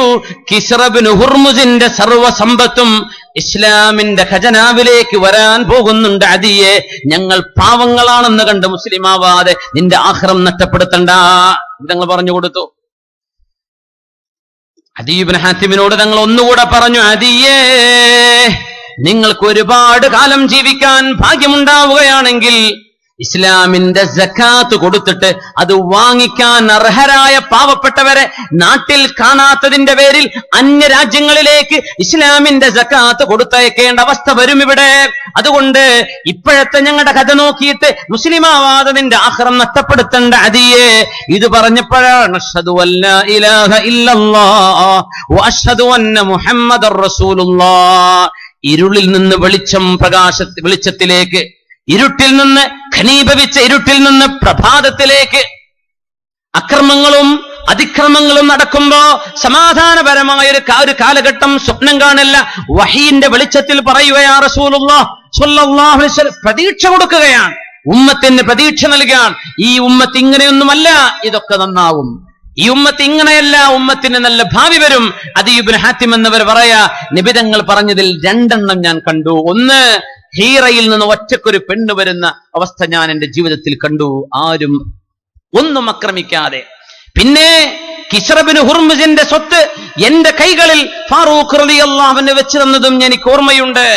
ഇനി സകാത്ത് സ്വീകരിക്കാൻ ആളില്ലാത്ത അവസ്ഥ വരും, മുസ്ലിമീങ്ങളിൽ ദാരിദ്ര്യമില്ലാതെയായി പോകുമെന്ന് പറഞ്ഞത് ഞാൻ ഇനിയും കണ്ടില്ല, പക്ഷേ നടക്കുമെന്ന് എനിക്ക് ഉറപ്പാണ് എന്ന് മഹാനായ അദി ഇബ്നു ഹാത്തിം റളിയല്ലാഹു അൻഹു നബി തങ്ങൾ പറയാൻ, അൽ ഖൈറു ഫിയ വഫി ഉമ്മതി ഇലാ യൗമിൽ ഖിയാമ. നന്മ എന്റെ ഉമ്മത്തിലാണ്, എന്നിലാണ്, ഇലാ യൗമിൽ ഖിയാമ, ഖിയാമത്ത് നാൾ വരെ എന്ന് പരിശുദ്ധ റസൂലുള്ളാഹി സ്വല്ലല്ലാഹു അലൈഹി വസല്ലം. അല്ലാമ സർഖാവിയെ പോലെ അബ്ബാസ് ഇബ്നു ഫർനാസിനെ പോലെ, അല്ലാമ അബൂബക്കർ റാസി തങ്ങളെ പോലെ പ്രഗത്ഭരായ സയന്റിസ്റ്റുകൾ, പ്രഗത്ഭരായ ആസ്ട്രോണമിസ്റ്റുകൾ, പ്രഗത്ഭരായ ബയോളജിസ്റ്റുകൾ, പ്രഗത്ഭരായ കെമിസിസ്റ്റുകൾ, പ്രഗത്ഭരായ എഞ്ചിനീയേഴ്സ് ആൻഡ് ഡോക്ടേഴ്സ് എല്ലാം ഈ ഉമ്മത്തിൽ ഇനിയും ഖിയാമത്ത് നാൾ വരെ അഭിമാനത്തോടുകൂടെ ഈ ഉമ്മത്തിന്റെ അസ്തിത്വം നിലനിർത്താൻ മുന്നോട്ട് വരുമെന്ന് തന്നെ എന്നുമെന്നും പ്രതീക്ഷിക്കുകയാണ് അല്ലാഹു സുബ്ഹാനഹു വ തആല. ആ പ്രതീക്ഷയിൽ ഉമ്മത്തിനെ ഒരുപാട് മുമ്പോട്ട് നന്മയിലേക്ക്, നല്ല ഉത്തരവാദിത്വ ബോധമുള്ള ഒരു ചെറുപ്പക്കാരായി, നല്ലൊരു യുവജനങ്ങളായി അല്ലാഹു ഈ സമൂഹത്തെ മുന്നോട്ട് നൽകുമാറാകട്ടെ. ആമീൻ യാ റബ്ബൽ ആലമീൻ.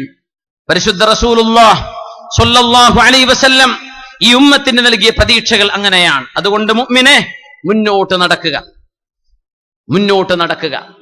സിംഹത്തെക്കാളും വേഗതയിലോടുന്ന ജീവിയാണ് മാൻ. എന്നിട്ടെന്തേ സിംഹം മാനിനെ പിടിക്കുന്നത് എന്ന് ചിന്തിച്ചു നോക്കിയാൽ, മാൻ ഇടവും വലവും നോക്കി ഇങ്ങനെ നടക്കുന്ന ജീവിയാണ്. സിംഹം ഇരയെ നോക്കി ഡയറക്റ്റ് ലക്ഷ്യത്തിലേക്കാണ്. അതുകൊണ്ട് നമ്മൾ ലക്ഷ്യത്തിലേക്ക് നീങ്ങുന്നു. നമ്മെക്കൊണ്ട് ദാരിദ്ര്യമില്ലാതെയാവണം, നമ്മെക്കൊണ്ട് അജ്ഞതയില്ലാതെയാവണം, നന്മ കൊണ്ട് നാലാളുകൾക്ക് ദീൻ അറിയാൻ കഴിയണം. എന്നെ കൊണ്ട് എന്റെ സമൂഹം പ്രബുദ്ധമാകണം, എന്റെ കുടുംബം, എന്റെ അയൽപക്കങ്ങൾ നന്നാവണം, എന്റെ രാജ്യം നന്നാവണം. എന്റെ മഹല്ലത്തിൽ കണ്ണുനീർ കുടിക്കുന്നവരുണ്ടാകരുത്. എന്റെ രാജ്യത്ത്, എന്റെ നാട്ടിൽ കഷ്ടത അനുഭവിക്കുന്നവർക്ക് പ്രയാസങ്ങൾ നീക്കാനുള്ള എല്ലാ സംവിധാനങ്ങളും ഞാൻ ചെയ്തു കൊടുക്കണം. ഇങ്ങനെ മഹിതമായ ലക്ഷ്യങ്ങൾ നമ്മുടെ മുമ്പിലുണ്ടായി ആർജവത്തോടുകൂടെ നമ്മുടെ ഉമ്മമാർ അവരുടെ മക്കളെ തർബിയത്ത് ചെയ്യുമ്പോൾ എന്റെ കുഞ്ഞ് നാളെയുടെ വാഗ്ദാനമായി വരണം. എന്റെ കുഞ്ഞ് ഒരു ആലിമായി, ഒരു ഹാഫിളായി, ഒരു പണ്ഡിതനായി എന്റെ ഖബറിന്റെ അരികത്ത് വന്ന് ഉമ്മാക്ക് വേണ്ടി അസ്സലാമു അലൈക യാ ഉമ്മി, മിനിമം ജുമഅക്ക് വരുമ്പോഴെങ്കിലും ഉമ്മയോട് സലാം പറയുന്ന, വാപ്പയോട് സലാം പറയുന്ന ഒരു കുഞ്ഞിനെ ഉമ്മ നിങ്ങൾക്ക് കിട്ടിയാൽ നിങ്ങളുടെ അധ്വാനം ലാഭമാണ്. ഉപ്പ, നിങ്ങളുടെ അധ്വാനം ലാഭമാണ്. യുവാക്കളെ, നമ്മുടെ പരിശ്രമം വിജയത്തിലാണ്. അല്ലാഹു ഉമ്മത്തിനെ വിജയത്തിലേക്ക് എത്തിച്ചു തരട്ടെ. അൽഹംദുലില്ലാഹി റബ്ബിൽ ആലമീൻ. ഹംദൻ യുവാഫി നിഅമഹു വയുകാഫിഉ മസീദ. اللهم صل على سيدنا محمد وعلى آل سيدنا محمد وبارك وسلم عليه. അല്ലാഹുവേ, ഇവിടെ ദുആ ഇറക്കാൻ വേണ്ടി അപേക്ഷിച്ചവര്, ദുബായില് ജോലി സംബന്ധമായ പ്രയാസമുള്ളവരുണ്ട്, അല്ലാഹുവേ പ്രയാസം നീക്കി കൊടുക്കണേ തമ്പുരാനെ. ഒരു സഹോദരി, അവർക്ക് ഗർഭധാരണം ഉണ്ടാവുന്നുണ്ട്, പക്ഷെ വിഷമത്തിലാണ്, അബോർഷൻ ആവുന്നുണ്ട്. അല്ലാഹു ഇവർക്ക് കൺകുളിർമുള്ള കുഞ്ഞിനെ നീ പ്രയാസങ്ങളൊന്നുമില്ലാതെ നൽകണേ തമ്പുരാനെ.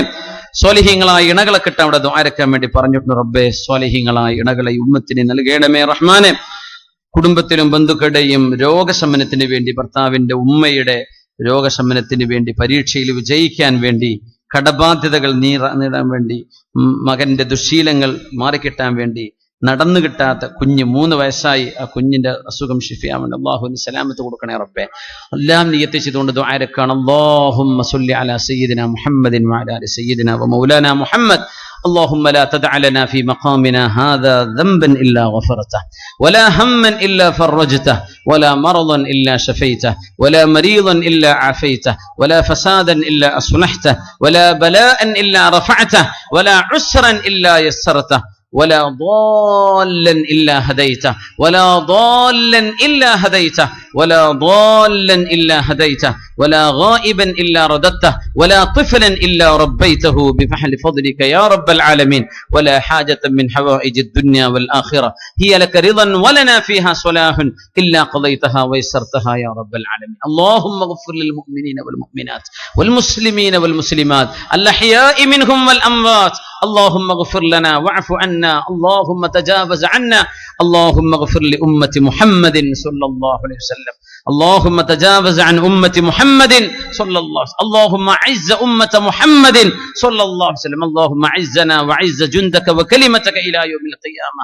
آمين برحمتك يا أرحم الراحمين. وصلى الله تعالى وسلم على خير خلقه سيدنا محمد وعلى آله وصحبه أجمعين. آمين برحمتك يا أرحم الراحمين. جزاكم الله خيرا. السلام عليكم ورحمة الله وبركاته.